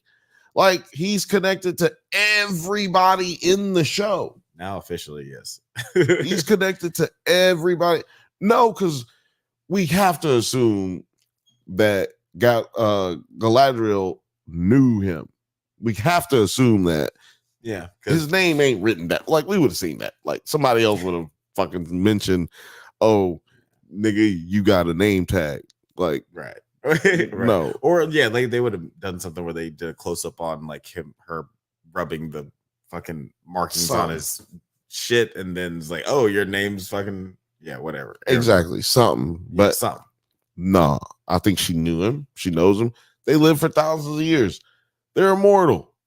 So I think she knew him. They're around the same age, right? So maybe she grew up with the nigga. Whatever. Yeah. But I just feel like if you kill him off, there's no I don't give a fuck about this show at that point. I'm just being real. Not because he's black. He's just one of the cool people. He's one of the better characters on the show. And if you kill him off, that just means you're doing it because he's not in the movies. I mean, yeah, and I could see how they would I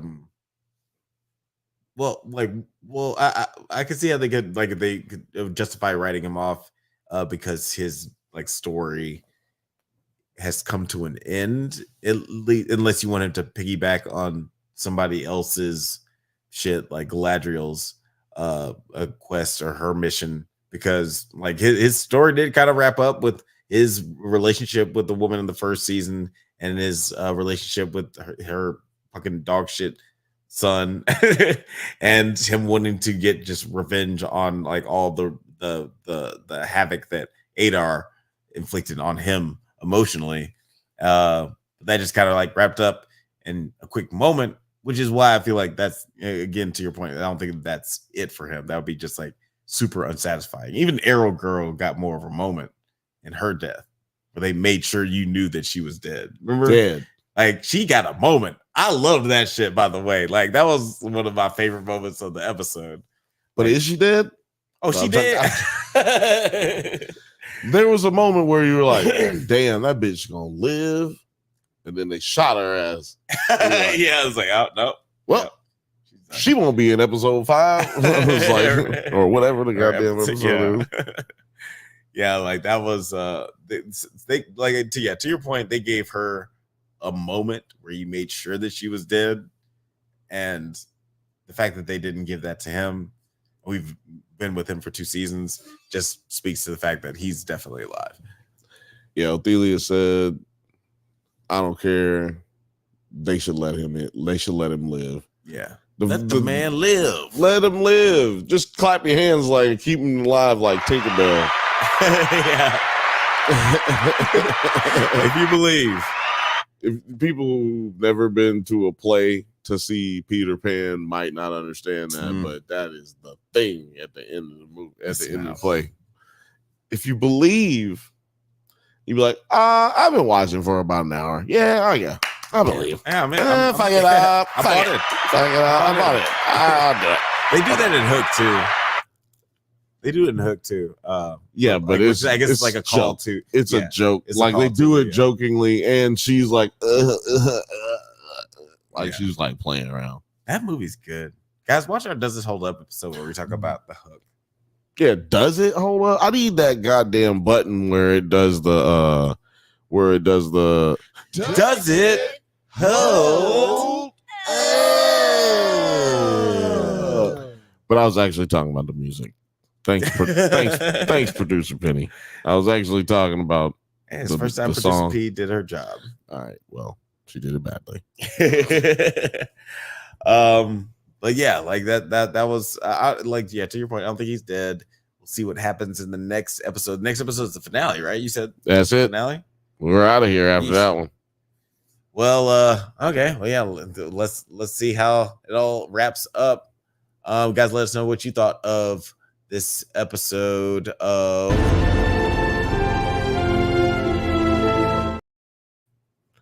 Yeah, I thought it was great. Make sure you guys check out everything and like and subscribe before you leave. I'm really hoping that that you guys come back. I hope you enjoyed yourself. Don't leave without fucking subscribing, goddammit. Because I will figure out a way to find out who is unsubscribing or not subscribing. Excuse me.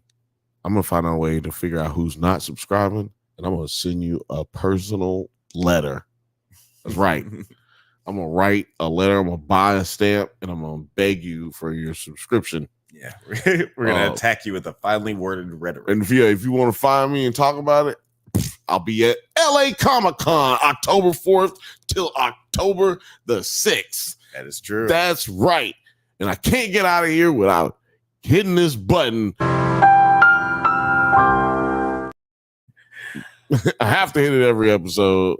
Nobody gave out no love and information, so I ain't get to see it. Lil Frothy said, "See you soon." Oh, yep, they're about to take off from Germany. Othelia said, "Bill talking like Liam Neeson." Oh man, that's crazy. Guys, thank you so much for having our conversation. This is Grotesquerie. That's and we right. also had a conversation. We also were talking about, and we had a little chat about Agatha All Along. and we appreciate you guys so much for chatting with us. Bill, where can people find you on the interweb? Well, Alex, let me just tell you, you can find me at the Bantha Bunch show every Thursday, 7 p.m. Pacific time. And you can also find me every other Monday on Does It Hold Up, where we talk about movies from back in the day and tell you who got it right and who got it wrong. Yeah, because we're the final say so. That's where you can find me. Alex, where can the people find you, sir? You guys can find me right here. Yeah, and like you guys, like he was saying, we had the Doesn't Hold Up episode. Yeah, last week about surf ninjas, and next week we're gonna be talking about idle hands. So yeah, check out that episode. It's October, baby. You're getting your Halloween. Does it hold up? It's spooky. And next month you're getting Christmas, and Christmas all in the Christmas. That's what's going down. That's what's going down. Thank you for listening to the Drunk Banthas podcast. We do this every Monday at 8 p.m. Pacific time. But don't forget to like and subscribe so you can get updates on new videos. Check us out on Twitter, IG, TikTok, likewise, Letterboxd, all the internet things at the Drunk Banthas. Till next time, stay safe, my little reporter nuns, and may the force be with you.